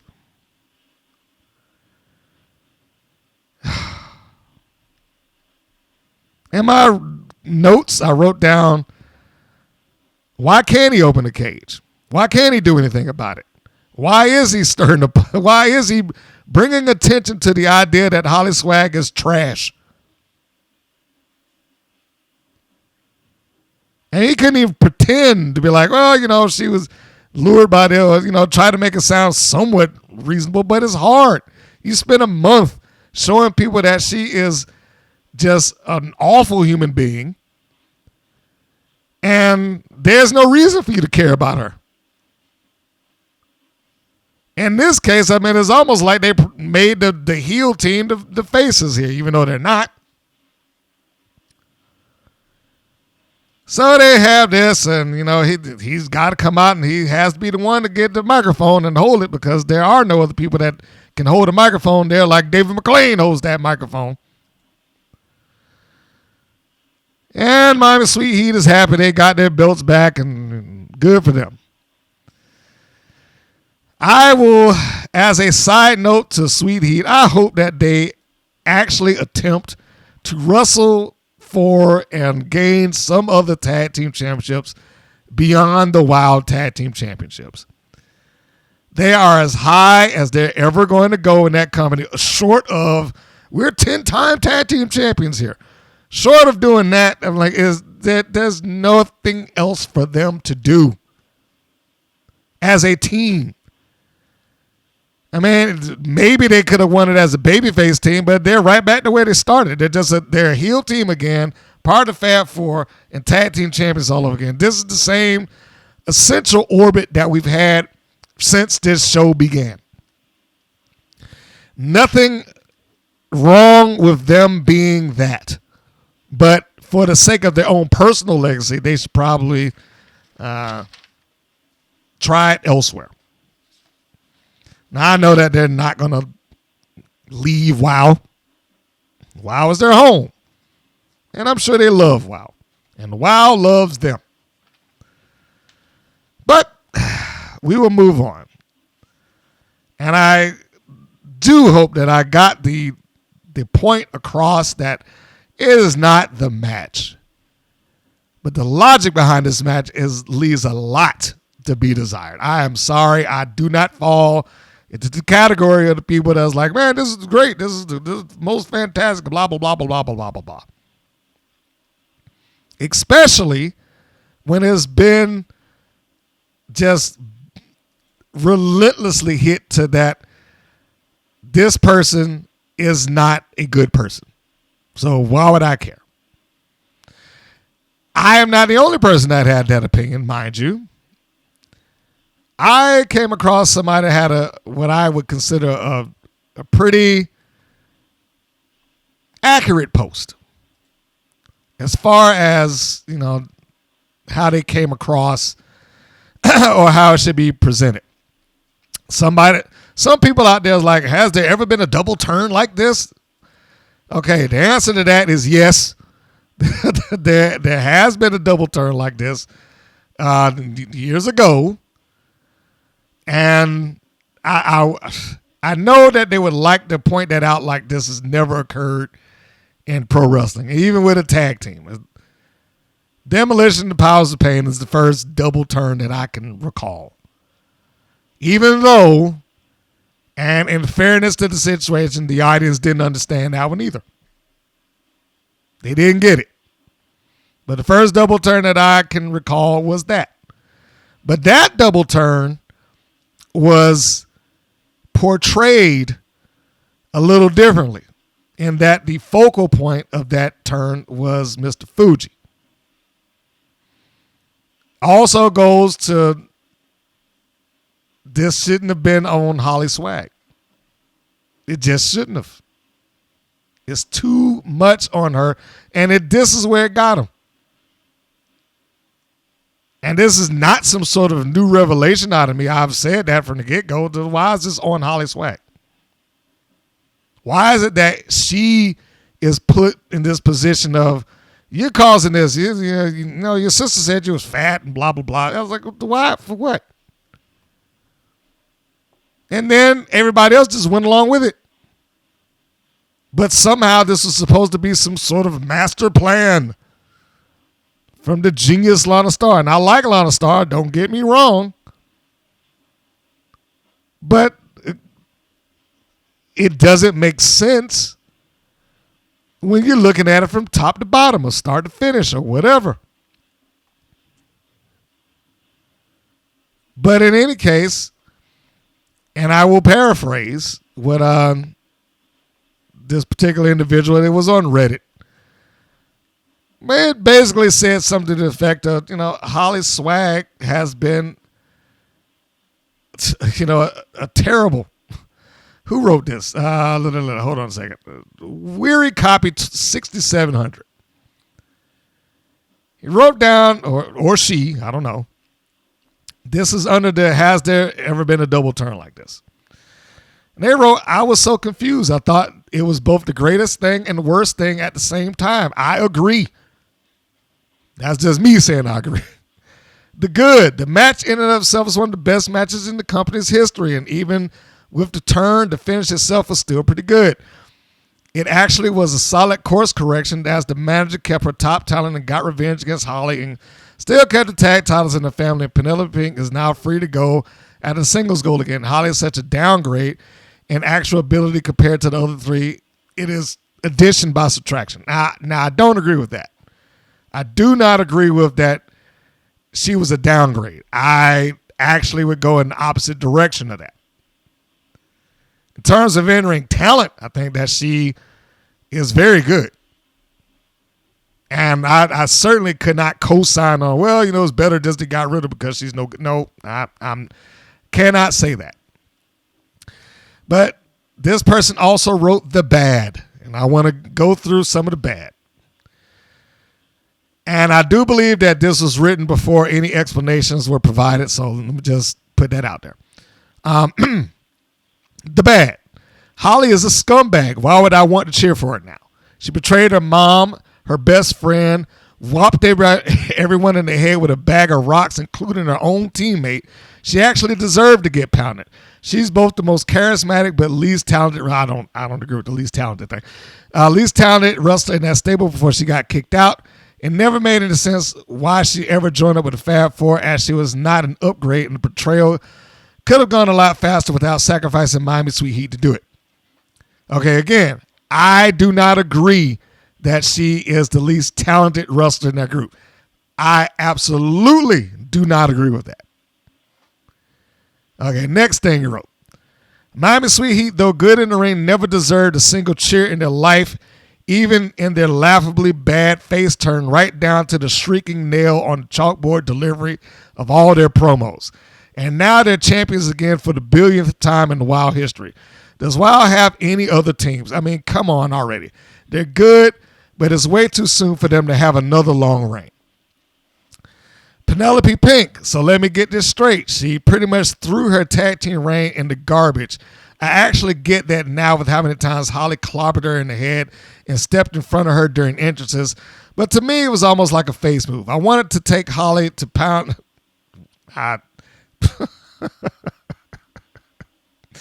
Okay, maybe they didn't understand how to care. I wanted to take Holly to Pound Town. She deserved. Maybe Pound Town.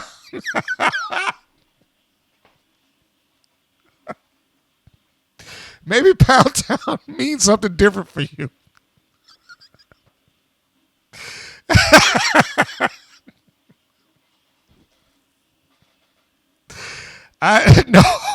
No, I didn't read this fully before I started. Pound Town. All right. She deserved it. And she cost her chance at a singles title too.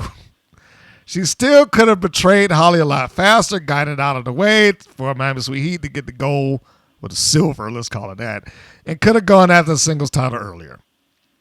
The last thing they wrote. I'm sure they meant to spell this differently. They got bit, rig, and bourbon. I'm sure they meant big. So big, rig, and bourbon. So now what? They take Holly back, who betrayed them. I mean, a mom still loves her daughter. But still, Holly's a natural heel and actually at her best version of herself as a wild heel. Now, the actual villain of the story is supposed to be back to being a babyface.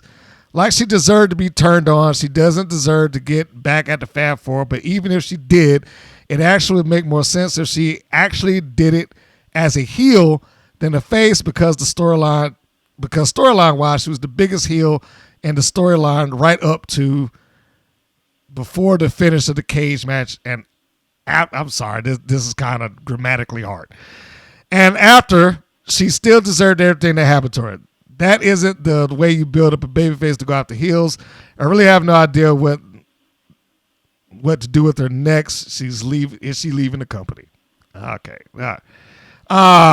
Okay. So let's repeat. I don't agree with this. I agree with some of it, but I don't agree that the idea that she is like the worst wrestler there. No. In fact, she's clearly one of the gutsiest wrestlers that they had. A lot of charisma, tough. She's been on with that power slap thing. Holy smokes.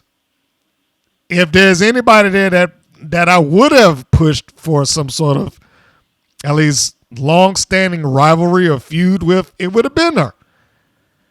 I could have been fine with the amount of time that she was in the Fab Four. It just needed to have some other stuff in there. It needed to have some things that was going on that could have actually lured her in and made it look like she got swayed. They needed some wins and losses. I've already said what they should have done with the tag team matches that they did. They could have gotten to the same place and largely not changed all that much. The steel cage match is hard to do and have to turn without them giving 10 minutes worth of beating cheating to each other. We've seen this happen a number of times. I don't so much list this as a double turn because Penelope Pink was a heel from start to finish. She did not turn. She turned on her partner. The other thing that I have there is that there was like no reaction time out of Miami Sweet Heat. They immediately jumped into that, which here again, going off of the basis of what was explained later, that doesn't make a lot of sense. There wasn't even the idea of shock. Like, what? I can't believe you're doing this. And then jump on her. It was just like, okay, this is what we've been planning for all along, so let's do it.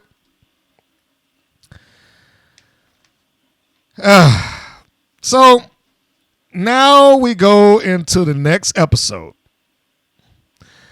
This episode is episode 405, Picking Up the Pieces. The air date was October the 11th, the chronological number 161. They started off that episode with a recap of the steel cage match with David McLane providing the voiceover again. This is a setup to explain what happened. The recap still airs McLane calling Swag a troublemaker. I don't get it. Why? Then we go to Penelope Pink interview segment. I don't even know why Nigel Zane bothers to go in any place. When he does have an interview with anybody short of Miami Sweet Heat, the interview is like 30 seconds long or they just kick him out. So he comes in, interview, and then he's immediately dismissed. And it turns from an interview to a promo. And she being Penelope Pink unveils her plan. This is all taking place in her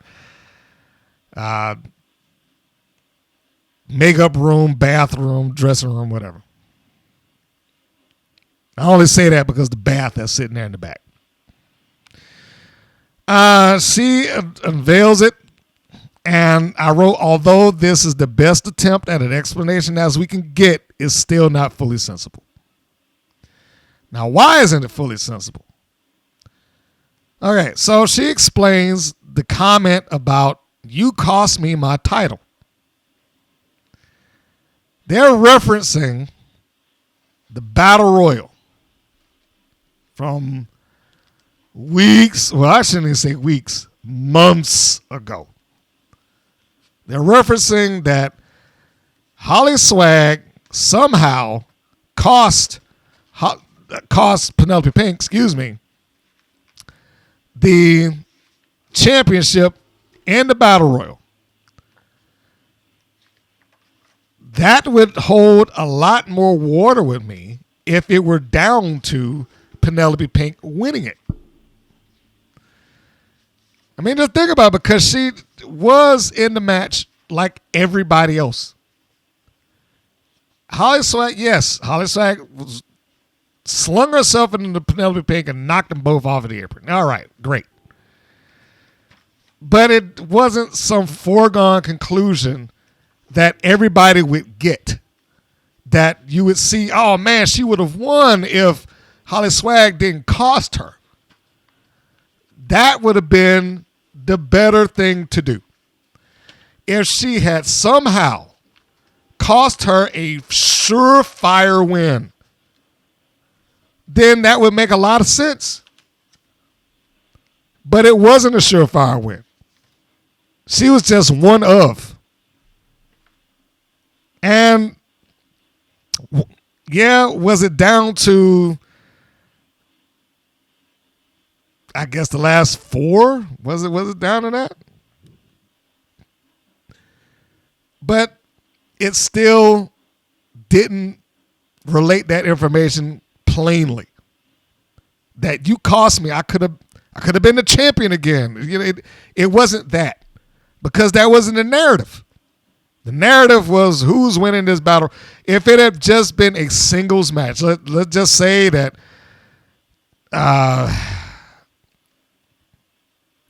Pink gets a match against class match for whatever reason. Yeah, heel versus heel. And Wow's University probably would have happened anyway. And let's just say that she was seconds away from winning. And Holly Swag distracted the referee inadvertently or something like that. Now you're telling a story that people can see and understand. I know they probably looked at that like, oh, well, that's too simple. But sometimes your audience needs to be given it, as simply as possible. This is a reach. I'm sorry. They may have meant for it to be different, but this is a reach. You cost me the title. Like 10 other people was in that thing. So I'm not going to hone in on Penelope Pink being close to have won it. And the only other way that could have possibly been something that if the camera spent an inordinate amount of time showing you that Penelope Pink was pissed off that she got eliminated because of Holly Swag. If they had walked up the ramp and she was arguing with her or yelling at her or something like that, maybe. But again, that didn't happen. So it is a reach at best for her to stand there and, well, you cost me this, and this was the plan. So that leads into the second thing.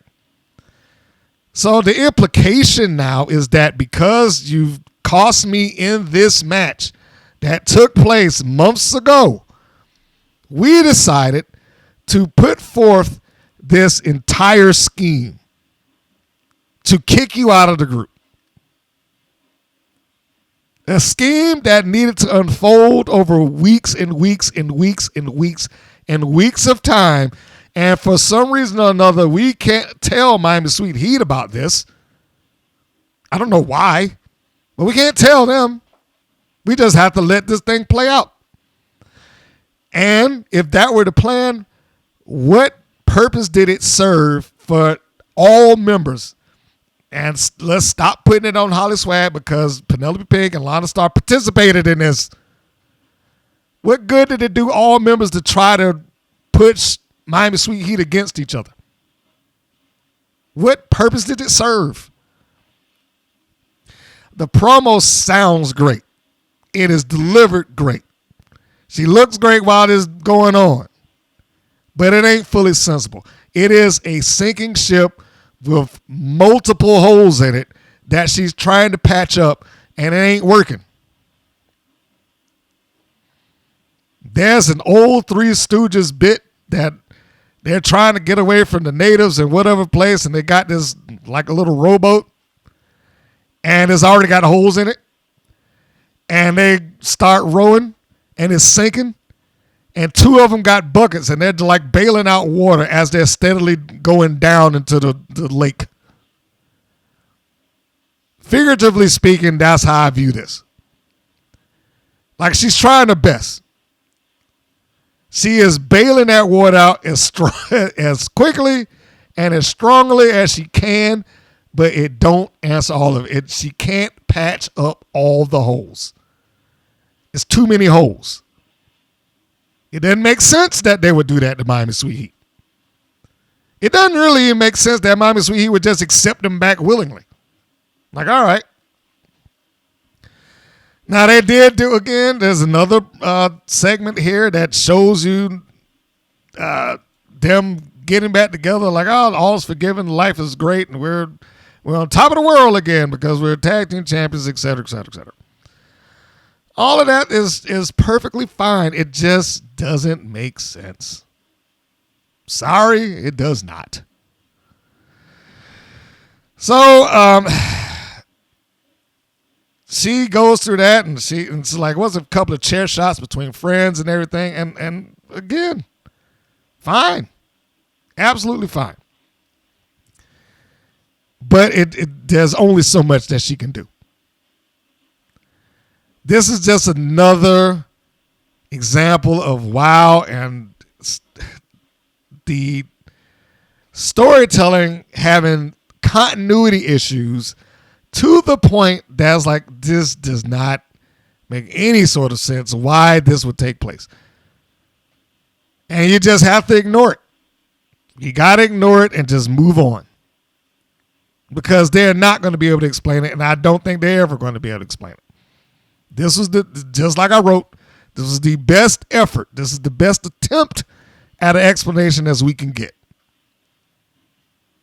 But the one or the massive flaw in this story is, for what justified reason would Lana Starr or Penelope Pink have any cause to add on to Holly Swag? First off, why was Holly Swag doing it other than just because? Why did Pink and Lana Starr agree to it? And then pushed it. And what was the idea behind this master plan? What if they had gone to blows? What if, I mean, we're talking in this kayfabe universe. What if that worked and the twins beat the crap out of each other and then broke up as a tag team? What was that going to accomplish? It was a stupid plan. It, even in cartoon land, it doesn't come off like this had any sort of real goal in mind other than let's just screw around with them and then we'll get the belts back. They could have done that in the first match if that was something that they wanted to do. What were they going through 3 and 4 different matches for? Why are we having them fight each other? Why are we going through this hardcore match? Why are we doing this lumberjack match? Why are we beating each other up backstage constantly? And then like, all right, everything, all's forgiven, we're good. No, I'm sorry. It doesn't make any sense. The next segment was the Fremont Street Experience spot. Again, they're going to run that throughout the bulk of these episodes. I'm sure you know. Segment after that, Animal Instinct versus the Island Girls, even though they aren't really referred to or noted or seen as the Island Girls and most of the stuff that they present. They're just Kalagi the Island Girl and Tiki Chamorro, who I do not expect to be back, you know, as she probably, as of this recording, would have delivered her child by now. The match begins fairly evil. First off, this match is shown clearly out of sequence. This was something that had to have been sitting in the vault, and they just never used it. And the reason I say that is because Zayn mentions Pink and Swag as the champions, despite the fact that we saw the breakup a week earlier. So there was, you know, there was, I don't want to say no reason for it.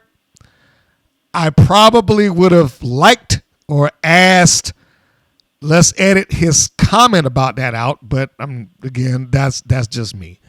That's just how I am with that. You know, little things like that, I don't want to say bother me, but if I'm trying to give the audience the idea that this is in sequence or current, then I don't want to have references like that in it.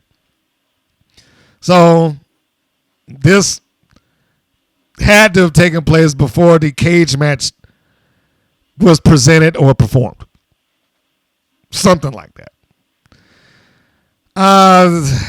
I'll just go ahead and say, look, this match is fine, but it's pretty flat. Especially for an alleged rematch. This is presented like, all right, they're, you know, coming back again to have this match against each other because we've had the Island Girls and we've had Animalistic face off a few times at this point. I know it's at least twice. Was this? I guess this would be the tiebreaker, but it didn't come off that way.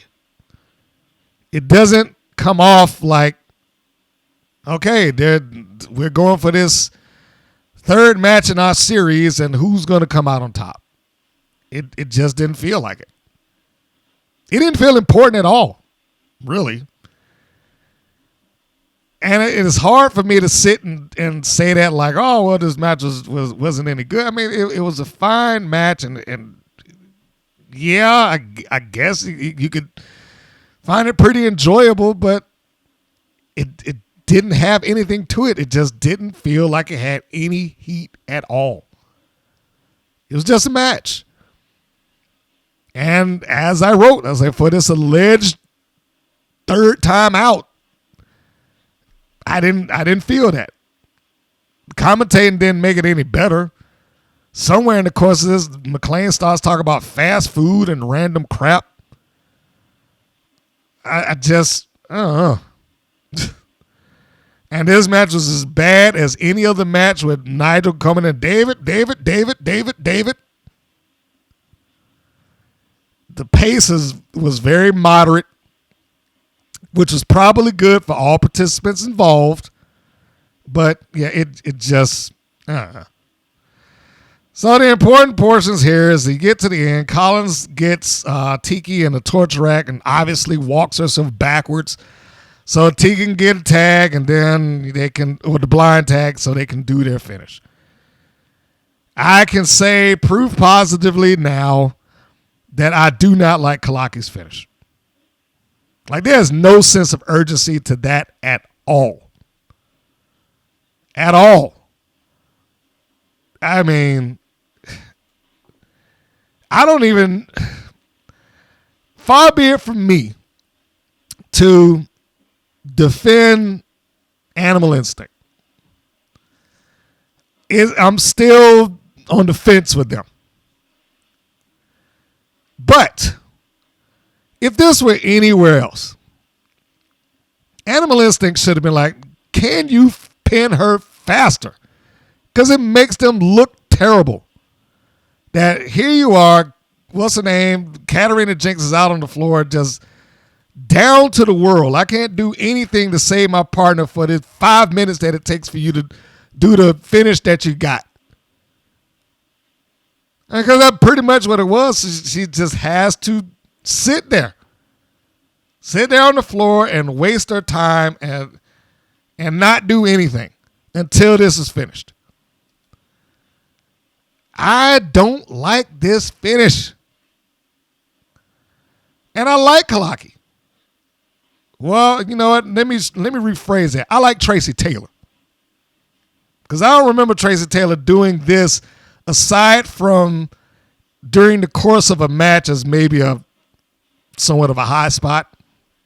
And I shouldn't even call it that. And the thing that was worse is that, yes, to the credit of the Island Girls, Tiki did stand on the apron ready to stop Jinx from getting back in it. But Jinx didn't do anything. She didn't try to lunge in and save at the last minute or something like that. So you get Tiki does the coconut crush, sends Collins to the mat. Tiki turns over, then Kalaki comes in and gives her the little surfboard thing and surfs on her back for like 10 seconds or so. I don't know. And then she gives her a curb stomp.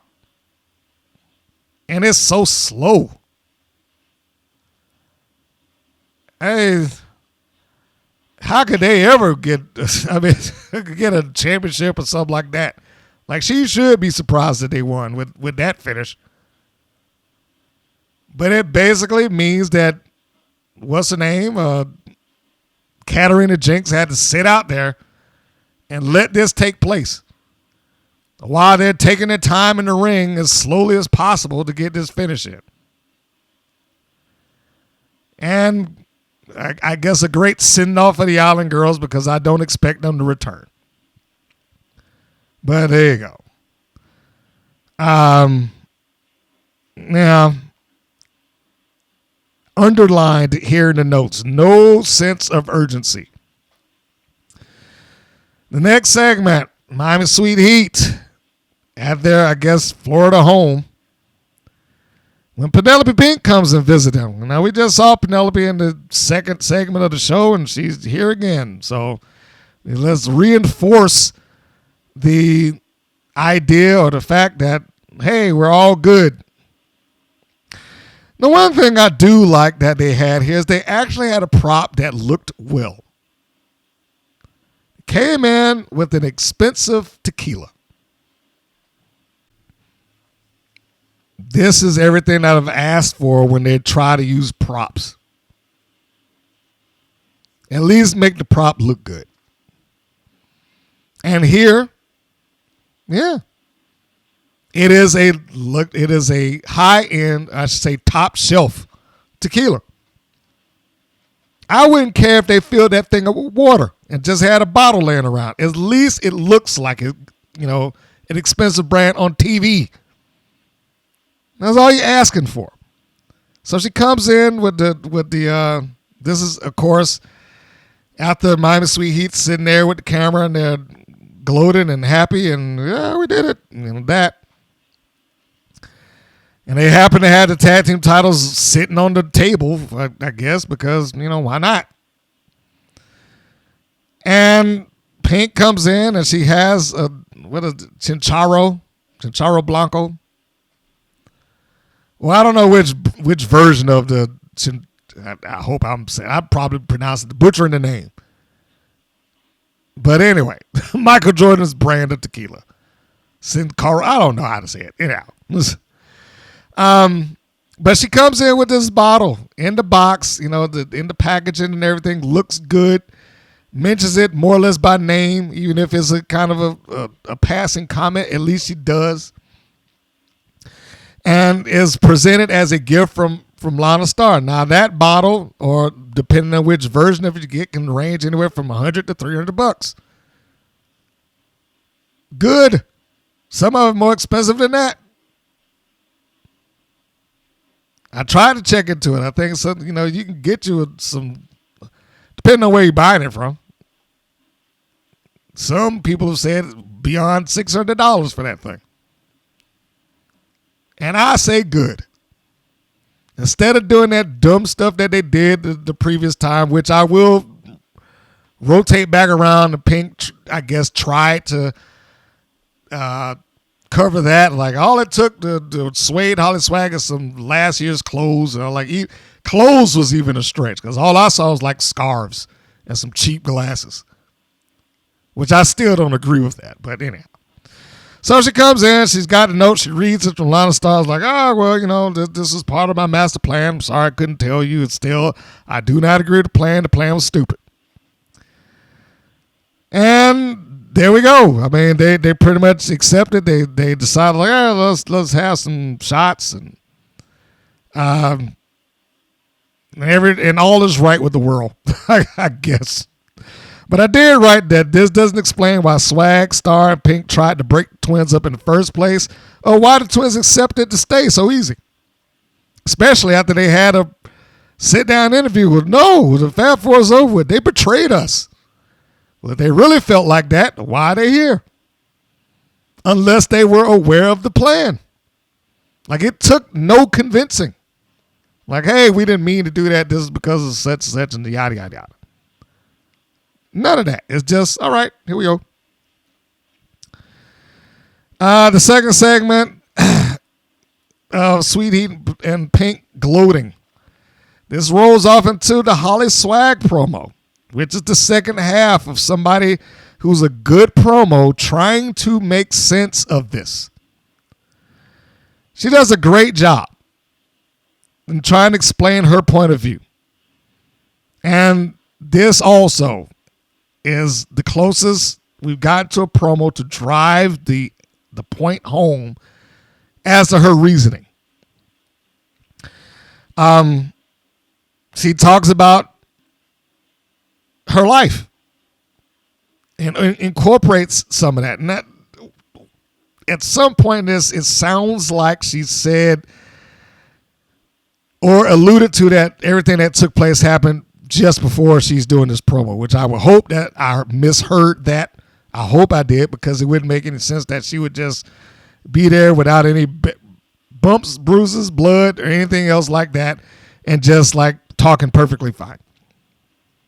But however, getting back to the thing, she talks about getting into the WOW, and well, let's go back further. She goes into, she was always in trouble and running the street, and sometimes she was,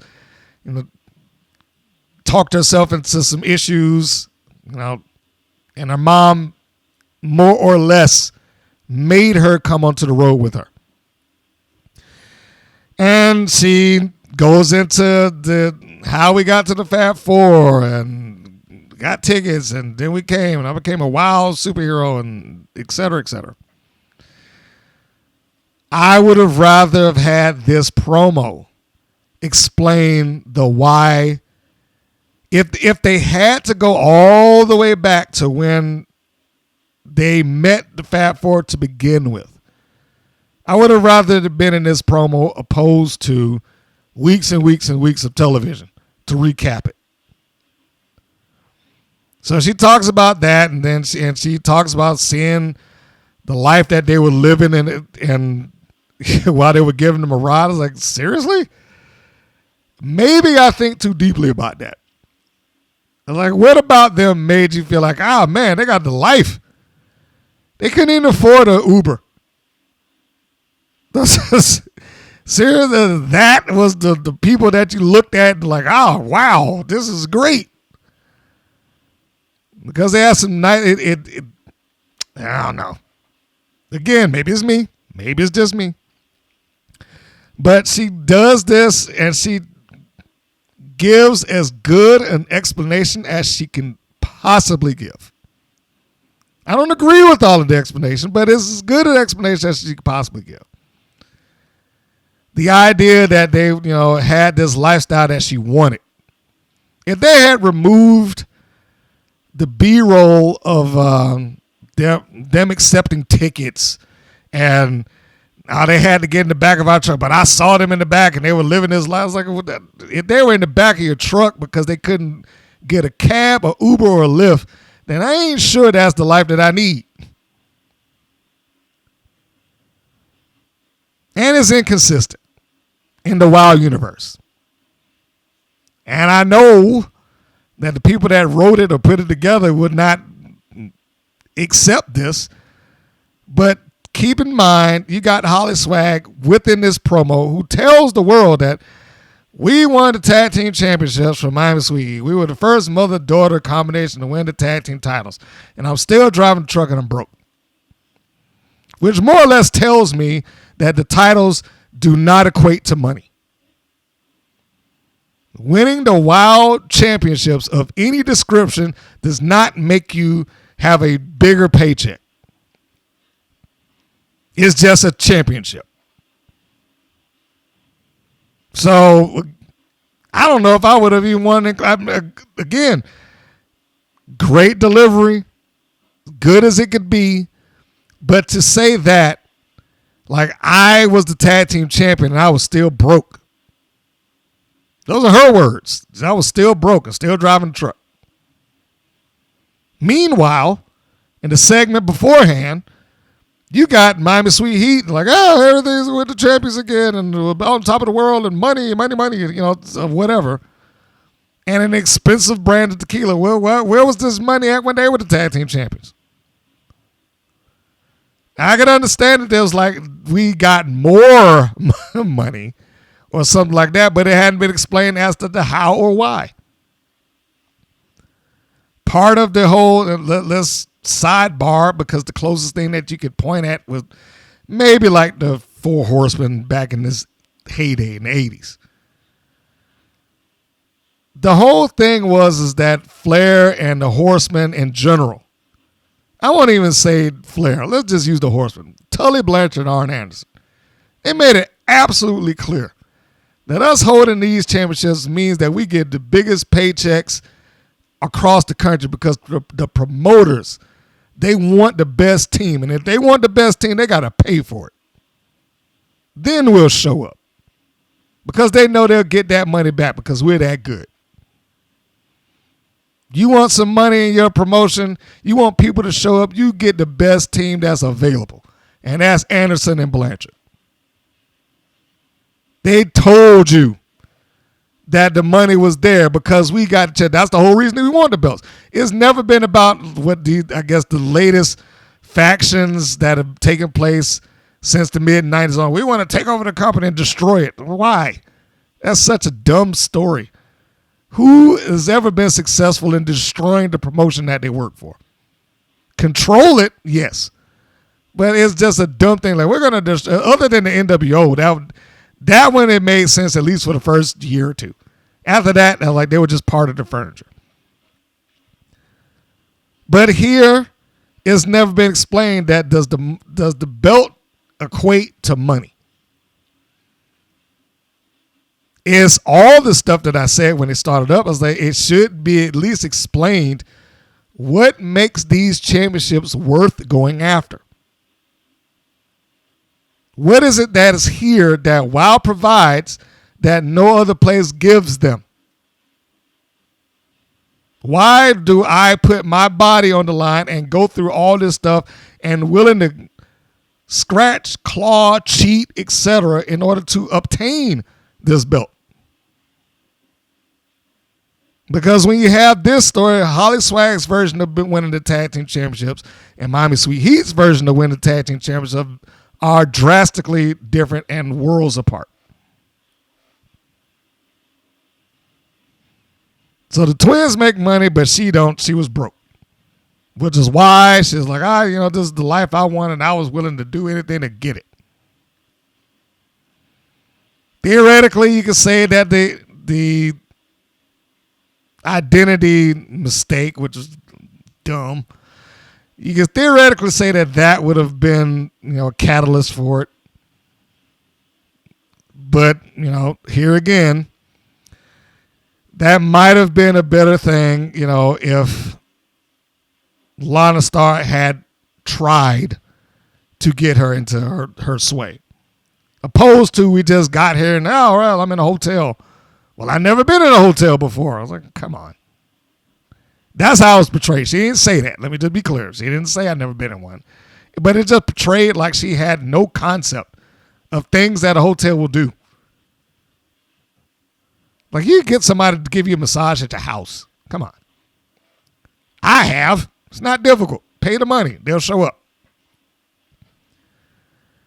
So anyhow, this goes on. She gives the story and talks about how, or at least why she joined, and that she helped bring the championships back to the Fab Four, and she was there to replace, their enforcer when she was left or kicked out, or however she phrased it. And then, we get to this, and, turned your back on me. I was like, and she brought up, I turned on my mother for you, which I was glad that she brought it up, but it also did make me feel like I really wish that Big Rigs and Bourbon hadn't ran out immediately to try to save her. Because it would have been a much bigger pop when she finally reunites with her mom. Now, I don't know if they're ever going to do that, or I don't know if they ever would have been capable of doing it. But it would have been what I've aimed for.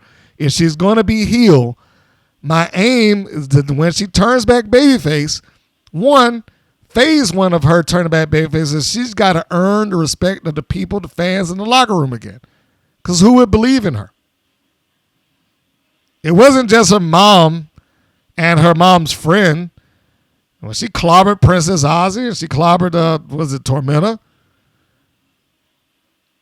It wasn't just them. So why would the babyfaces just immediately all right, well, all's forgiven, here you go. The story should have been her having to fight like I'm by myself here. And I did this to myself. And have her realize that, I might have deserved that. But I'll tell you what I will do is I will fight this fight by myself if I got to. And it'll just be me against the Fab Four, and they're going to pay for what they did. Something along those lines. I wouldn't have given up the Big Rigs and Bourbon just yet. Make those people want to see her mother reconcile. Even if you have to have, a segment with Big Rig saying, I love my daughter, but she got herself into this, and I have to let her do it on her own. Something. Because as it is right now, I'm not going to say not comfortable, but I'm not fully sold that this will end well. Next segment, another Fremont Street Experience thing. Same story. This is history making. That's how they're selling it. I do question, what do you gain by getting a hotel through WoW's site? Like, I looked on there to see if they has like some discount code and if you get the hotels through us, then, you'll get 20% off of your stay or, something along those lines. But I didn't see that. And it just made me feel like, well, what am I buying it through them for? I could probably just go through Expedia and get a better rate to go out there than getting it through them. Because as far as I can see, it's just a link to the hotels. It's not like, here's our travel package. Come see us at this place. And, this is the discount that we can offer you for doing such. Or, if they did it, maybe they're getting some sort of analytics, like how many people actually bought tickets through this and the hotels could tell them. I don't know.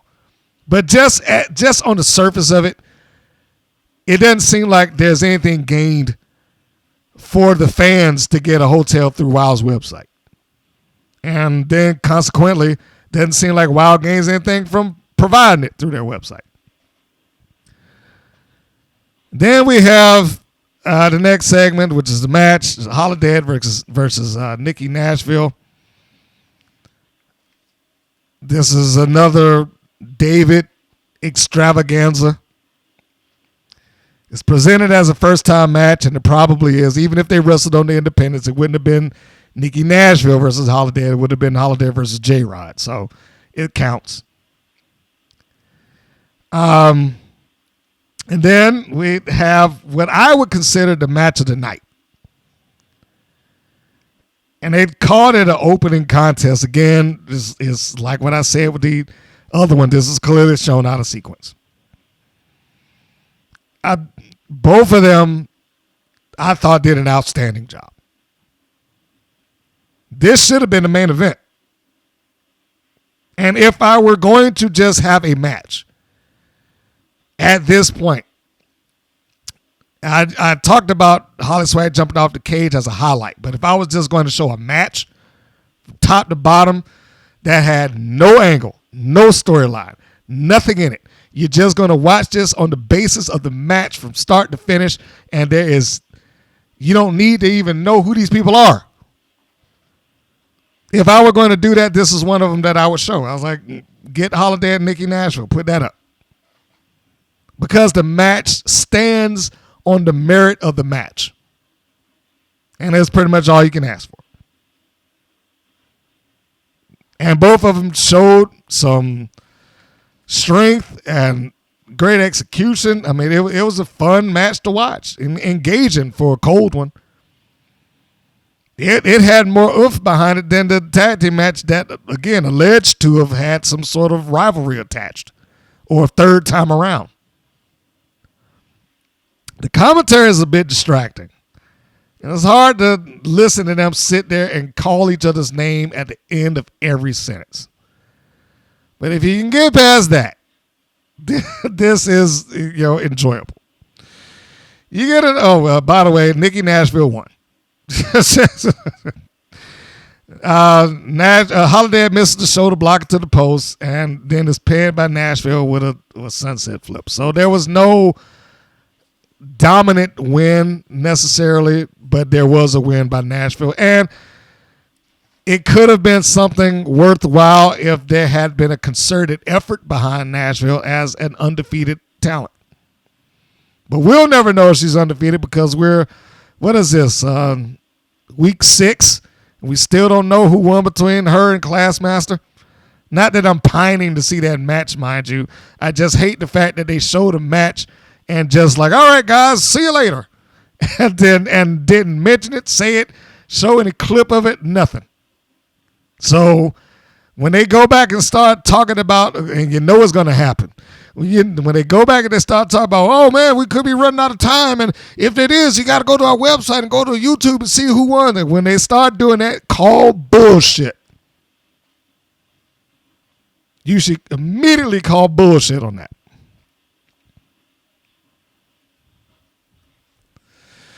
So, Fremont Street Festival spot. Then to replay the cage match. Because Nigel gives a voiceover that they had so much fan and industry interest that the match has to be shown again. And I wrote, seriously, from who? And why this match? I took that as we just need to fill out the time, so let's just show this match again. Ain't saying the match is bad, but what are we re-airing it? So anyhow, they showed the match again in the main event, so you got the same thing that you got a week ago. I, at times, will question what exactly is the point behind them doing certain things. And this is one of them. Match is fun. The match is good. I don't know if I want to be reminded of all the plot holes in it. Stellar, efforts by all parties involved. Creative is crap. This recap only reminded me of how bad McLane made it. And I hate to say that, and there's probably another reason why he would never get on to be interviewed by me, or allow his talent to be interviewed by me for that matter, but it's awful commentary. Him on the house mic is just treating it like another wild show. That was the other thing that I forgot to mention at the end of that match. You took what was essentially a hard-hitting match and a big turn and this big thing, but then it got treated like every other WoW episode. Because at the end of it, he interviews Miami Sweet Heat, and then he does his normal shtick. All right, fans, we'll be right back. You see us next week, and be sure to tune in on another episode of WoW Women of Wrestling. If I just had one of my talents get her head bashed in with a rock, beaten up by 3 people, tossed to the steel cage, unplanned in this kayfabe universe, unplanned and turned on and just left for dead, I'm not going to turn around and be like, all right, guys, tune in. Make sure to look at the Women's Pro Wrestling Network next week. It takes the urgency off of it. It takes the importance of what just took place off of it. It makes it another show. And it tells you that it's not important. Subconsciously, things like that tell you that it's not important. What does it matter? Because I'm just going to go off and do it. He didn't even go into the ring to check or call for EMT. They went through this whole, we got an ambulance out here, we got police, we got EMTs waiting in the back. It wasn't even a case of call the EMTs, get some people at nothing. It wasn't even presented like it was an injury or hurt or this, that, or the other. Or that it was heinous, for that matter. When he's standing up there like, well, the pot stirrer got it. They cut the weakness loose. Do you see what I'm saying here? So there's that. And that was the episodes. And that is why I'm like, I hope that they are able to get something good out of this. I hope so. The last thing that I wanted to get or talk about before we close this off, and we've been going for a while here, but it is 2 episodes, so what do you expect? The last thing that I wanted to get to was the list that somebody put up of returning talent. This also is posted on Reddit, and keep in mind that I'm not going to say that this is official. Don't know if it's official yet. There's a couple of people that are notably absent on the list. So rather than go through the persons who are there, I'm going to go to the ones that are not on the list as of this post. Adriana Gambino, which I would imagine would be a solid bet because she's been replaced by her, quote, sister, Ariana Gambino. Americana is not listed. which does make me question what was the whole point of the return match to begin with, and treating it like it was some sort of big deal.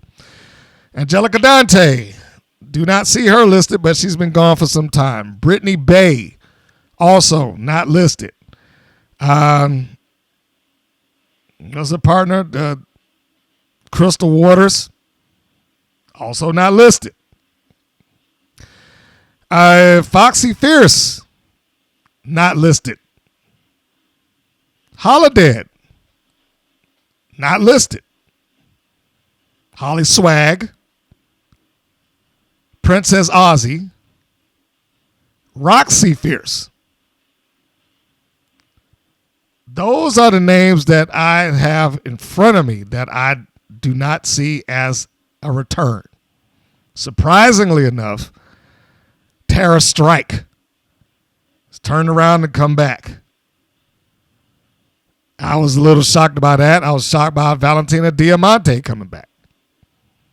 I was more shocked that Little J Boogie, God, because I hate that name, is coming back. Sprout Greens. Did not see her listed either. Which then goes back to, I wish they had just kept Scout Parker on her own. That little bump in the road for her to have a tag team partner was kind of pointless. But she had it, at least for a little while, her tag team partner, who I guess the environmentalists, I assume, are now gone, or at least up until they come up with some other stand-in for her. Also returning Catalina Speed, who came in and disappeared, so I guess, yay, I don't know. But those are the ones that I have seen thus far who do not appear to be returning to WoW's roster. We can also take into account that at least some footage of the previous year, which is insane to say, but some footage of the previous year is going to be shown as current to what's going on now.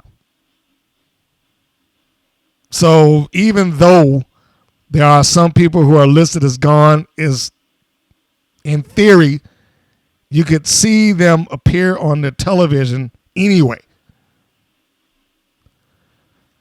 So time will tell as we see what's happening there. And that'll do it. So I guess that means, Chamorro. Did I say Tiki Chamorro? I don't think she's going to be back either.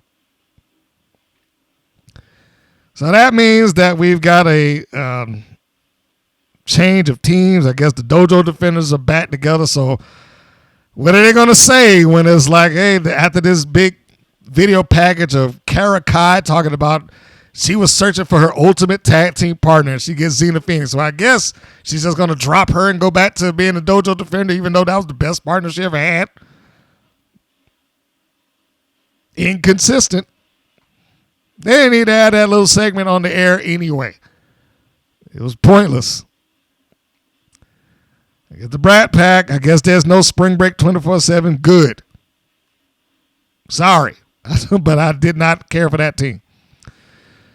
The Dojo Defenders can absorb the position of the resident job team, which I expect them to do. Multiple jobs to top tier. Ashley Blaze seems like she is also returning, or at least for some segments of it. Of course, we know Lane and Chainsaw will be back. Animal Instinct, they ain't going nowhere. The Island Girls done. The Mighty Mites are assumed to be there, and of course, Top Tier will be there because why not? So that will be all of the stuff that's going on in WoW as I understand it right now. And of course, as they've gone into Vegas, they've had their promo and tour to go and, on all the news sites that they can get, showing up in their costumes and promoting for a while, like we're going to be here and great. I'm happy to have seen some baby faces actually get out there and do some of the press. And they showed, in their gear and all that good stuff like that. Now, the one thing that I wish they could get away from doing when they go talking to, the news reporters and whatever is engaging them and, hey, guys, do you think I could do it? That. Because one of them had the guy show up and he's in the ring with Samantha Smart. He's like, she'd run the ropes. She's doing that. You're pathetic. And then she chokes him out with a cane, not the cane, but the yardstick. And clearly he is not being choked and he's just laughing and going along with it. It's like, oh, boy. I know it's a small thing. I know it is. But that is largely why I'm like, just stay away from body slamming news anchors or chopping them or getting them to do spots with you on media. Go in as the personality that you purport yourself to be, which I will give her credit for that. She was in Samantha Smart mode, but let's not do that. Let's not illustrate to the people that WOW is the equivalent of the Blue Man Group. It's just a show. There needed to be, some level of angst or whatever that you could provide. But I will say, even though I'm not an overall fan of Lil J Boogie as a wrestler, I thought she and Gabriella Cruz did fine as representatives of that particular brand. Hopefully it'll mean something for whatever attendance that they may have. And to finish this thing off, we've got the promo for the following episode, which has not aired as I am talking about it, which I have no interest in seeing this. It comes off to me like a gigantic blow me session. It is essentially the David McLane tribute show. And somebody put it up. The press release that they had for this upcoming episode. And I'd like to read that to you now. And whether you watch this episode or not is, up to you. Desert Dreams is the name of the episode and is going to be 406 for them. Katie Marie Jones and David McLane host a very special edition of WOW Women of Wrestling from the entertainment capital of the world, Las Vegas. Travel back in time as David McLane reflects on the trials and tribulations of making WOW a reality. And Katie Marie Jones promises fans that she will get David McLane to fly above the famous Fremont Street experience. But will she succeed after learning David is afraid of heights? Everyone will want to make sure they watch until the very end. Yeah, okay.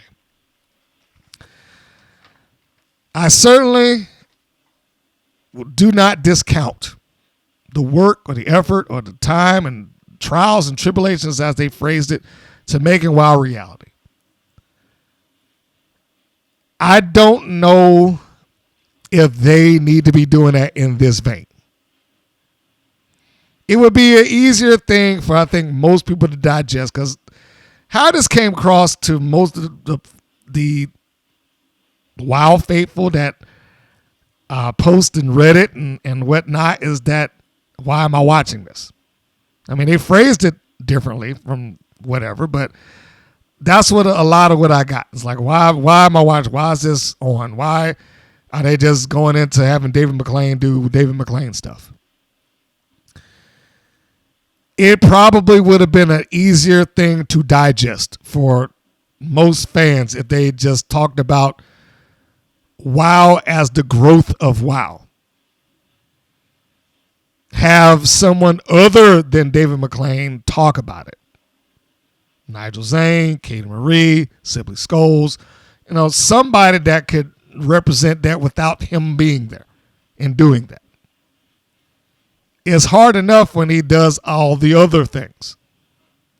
I'm sure he could pop the popcorn too.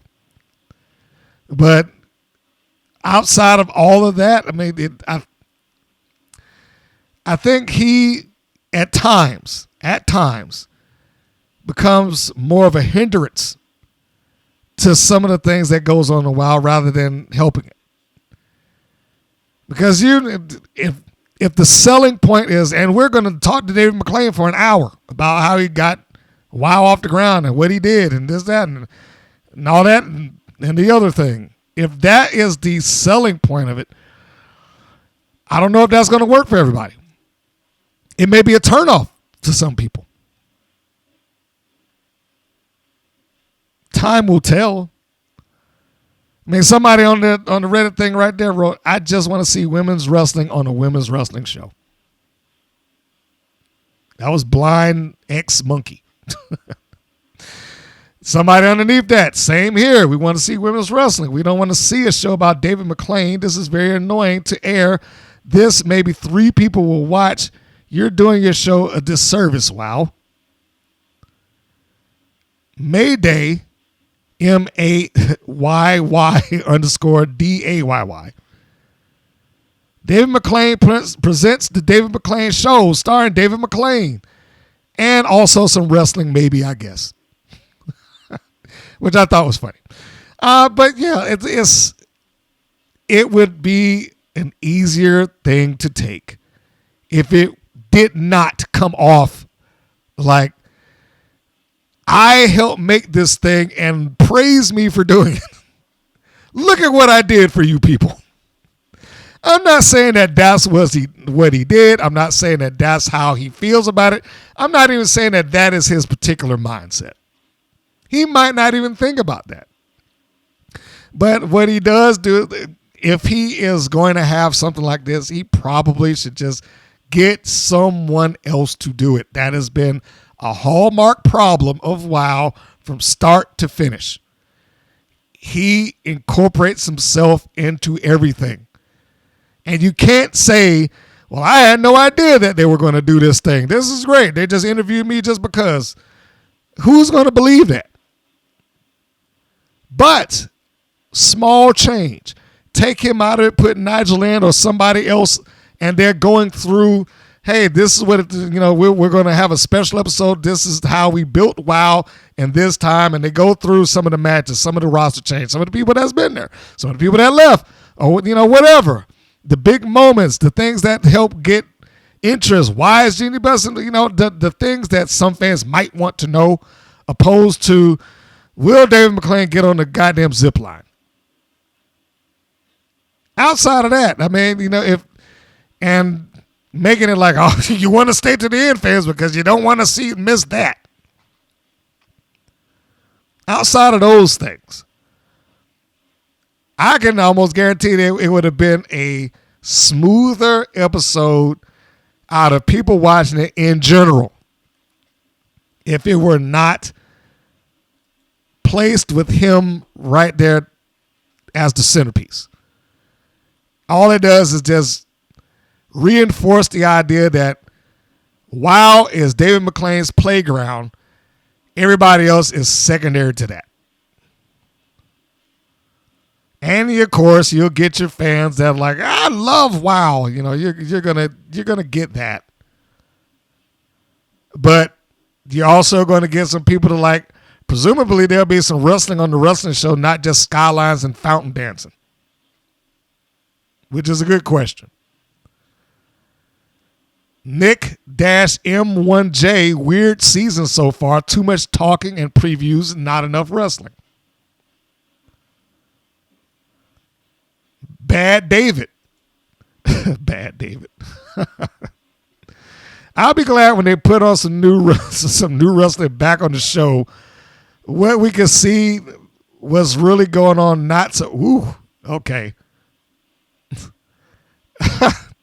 He blocked it out, but it's basically that's not some bitch on commentaries. Okay, so look, I'm just reading what he got.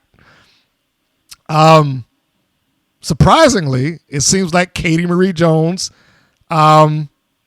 responded. And she responded to a couple of these. All right, so what do you got here? Katie Marie Jones. Yeah, background and history of the city that this season takes place in is totally not worth it to fans. So the fans can understand why the show is going to take place in that city. I totally get it. Totally lame, totally boring, not worth the watch. 2 laughing emojis. This season is full of incredible wrestling. Patience is a virtue, my friend. And it's just smiley face. Well, I can absolutely understand her ideals about that. Although she spelled patience wrong. Anyhow, no, I don't know if Katie Marie listens to this at all. No, the history and the background of the city does not mean anything to the wrestling fans. I'm sorry. Sometimes it does when it ropes into why it is important to the wrestling that is taking place. But no, and I understand that she probably does not live her life on pro wrestling outside of WOW. But there are certain places that has been important. New York, for instance. When the WWE this is years ago, when they were celebrating, their time and the exchange of this is the WWE in Madison Square Garden in New York, because it's been the focal point of their promotion for decades. So when they did that, they were able to rope it in there. They're in the Madison Square Garden. I don't know if you would call it a Hall of Fame, but they're there. When Roddy Piper died, his face, image, and name was up on the marquee. Thank you, Piper, for many years in this building, blah, blah, blah. That. Here in Atlanta, the Omni, when they went through that, there was a point in time where they had plaques of Georgia Championship Wrestling. The NWA, Jim Crockett Promotions, and WCW with the names of the people that was there because they were so intrinsically tied to the city. Just having background on the city in and of itself is not enough. And I'm speaking directly to Katie Marie Jones. It's not. I understand why you would feel it, but no. Just think about the average wrestling fan. The ones that's tuning into this show. First off, most of those wrestling fans aren't hardcore wrestling fans. They're WOW fans. So no, they don't want to see that. WOW has not gone out of his way to attract wrestling fans in general. They attract casuals that happen to watch it. You get a few wrestling fans here and there, but it's not what they ultimately aim for. If they did, they wouldn't be doing stuff like Variety. They would be on, a lot more wrestling sites, programs. They probably would participate in the WrestleFest or WrestleCade and, things. They would probably do more of those because that would sit them in front of the wrestling fan. Here it's not. Is the story of Las Vegas an interesting story? Absolutely. But you know what they have for that? There's another YouTube channel that just came across that's talked about that. That's all they do. They talk about Las Vegas. They talk about how it's going down and how they're pricing people out. I just sat and watched it a couple of days ago. That a hamburger could cost you $42 for, a burger and fries. Because they're pricing out. They don't want the casual people there. But that's neither here nor there for this. Yes, it is very difficult to try to get this across because WOW doesn't have a singular city that is associated with. What this is going to come across, and without me having seen it, I'm just taking a guess. What this is probably going to come across as is just selling Vegas. So, Yeah, if they're not tuning in for a history lesson on Las Vegas, then this is not what they want to watch. They do want to see it. And that response is, and I'm not saying she did a very good response. It was a response that political. She didn't berate the guy. Didn't give him a hard time. I mean, there was maybe some subtle jabs in there, but she did not go out of her way like, you're stupid. She didn't do all of that. And yeah, was he out of line with the not some B on commentary? Yes, he was. But at the same time, the point is made that it's not something of grand interest to them. And name me another wrestling show that puts on almost 2 months of recaps and stuff that is completely unimportant to the rest of the program. You can't name one because nobody else does it. It's another example of what I said. WoW doesn't exist off of whether or not they draw fan interest in live or stuff like that because they can just do what they want. I would nearly guarantee that their ratings have dropped in the last 2 to 3 weeks just because it wasn't a lot of stuff going on beyond that steel cage match. And they spent 3 weeks to get you to that of showing you stuff that you already saw in full. It's not like, let's give you a quick recap. No, they showed you full on matches. So asking for them to be patient, while understandable, does put you in a position where you can begin to start seeking some other stuff out. They're already on YouTube.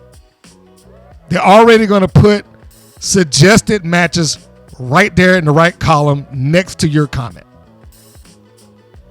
They're already going to put Ring of Honor, House of Glory. They're already going to put WWE matches, Evolve matches, TNA matches, independent wrestling matches, 5-star championship. They're already going to place all of those things right next to you. WoW needs to treat this like, I know they feel like they're beyond these places and none of them can catch up to them because they're untouchable. But those things are there, and if WoW keeps not showing them wrestling that they want to see, they will seek that wrestling out elsewhere. Are they ever going to get rid of all of their people? No, they're not. There are some people that's going to be watching WoW no matter what WoW does or how it presents itself. But don't discount or take for granted that they're going to do that. And I'm sure she fully believes, like, well, patience is a virtue, because she responded to Lindsay Ray Gunn, who I haven't interacted with in a while, because I haven't put out anything in a while. Lindsay put it in her comment in response to somebody else, because this is like a whole trend down here. What is it? They shot stuff last year in Vegas, enough for like 5 episodes of new stuff. They could have had this ready to go instead of 4 weeks of old matches and then a boring hour with the biggest anchor to the franchise. And that's Katie Marie puts in, patience is a virtue, my love. This season has incredible wrestling and is ready to go. Well, they should go ahead and do that and not just put up crap. I'm still talking to Katie Marie Jones, by the way. And also, it is not a necessary function to hold the microphone up every chance you get it. Like, this is one fall. And look, if they're going to do it, they're going to do it. Just deliver the match. And I'm sure there's no reason for you to listen to me whatsoever, but just take what I'm saying with a grain of salt. Like I said, I'm sure you don't have to. But I would also encourage you to find a different introduction style for the big match. It's just small things. Watch a couple people do the main event of a heavyweight boxing match or a UFC match. I don't copy their style, but just check it. Take how they do the introduction. The introduction will change a lot in perception. I have gone on long enough. I can berate Katie Jones another day. If she wants to tell me or she wants to carry this on, feel free. They all have seen where they can find me. You can catch me right here on this channel. You can also send me the email, which is also available to find on this channel. So that's that. I have really, really, really gone on for quite some time. All things available for the Women's Pro Wrestling Network. You can go to WPNWrestling.com for a 24-hour day, 7-day-a-week stream. It's right there on the channel. And, of course, all podcast episodes drop there as well. There has been some faux pas with the ads, which I'm sure y'all don't care about. But for whatever reason, YouTube's like, this thing is harmful. You can't be selling hotels. So, I don't know. We'll have to talk to them, see where that's going. And why they somehow thought that this is some sort of harmful talk. It's ridiculous. But outside of that, thank you for your time. Thank you for listening. Thank you for checking out these episodes and reviews and leaving your comments and or opinions underneath. And for those that have reached out and contacted me, whether that been within the WOW roster or outside of it, I welcome it all. And I continue to welcome. The door is open. So for myself and the Women's Pro Wrestling Network, this is Mr. Green saying that this is Mr. Green saying so long, and we will see you on the next go-round. Take care, everybody. Thank you for listening to the WPN's Rights and Wrongs of Pro Wrestling. If you have questions or comments, please contact us via our Facebook or our YouTube channel at the Women's Pro Wrestling Network. If you're new to the WPN, feel free to subscribe to our channel and like our page. We appreciate your support. Thank you again for listening.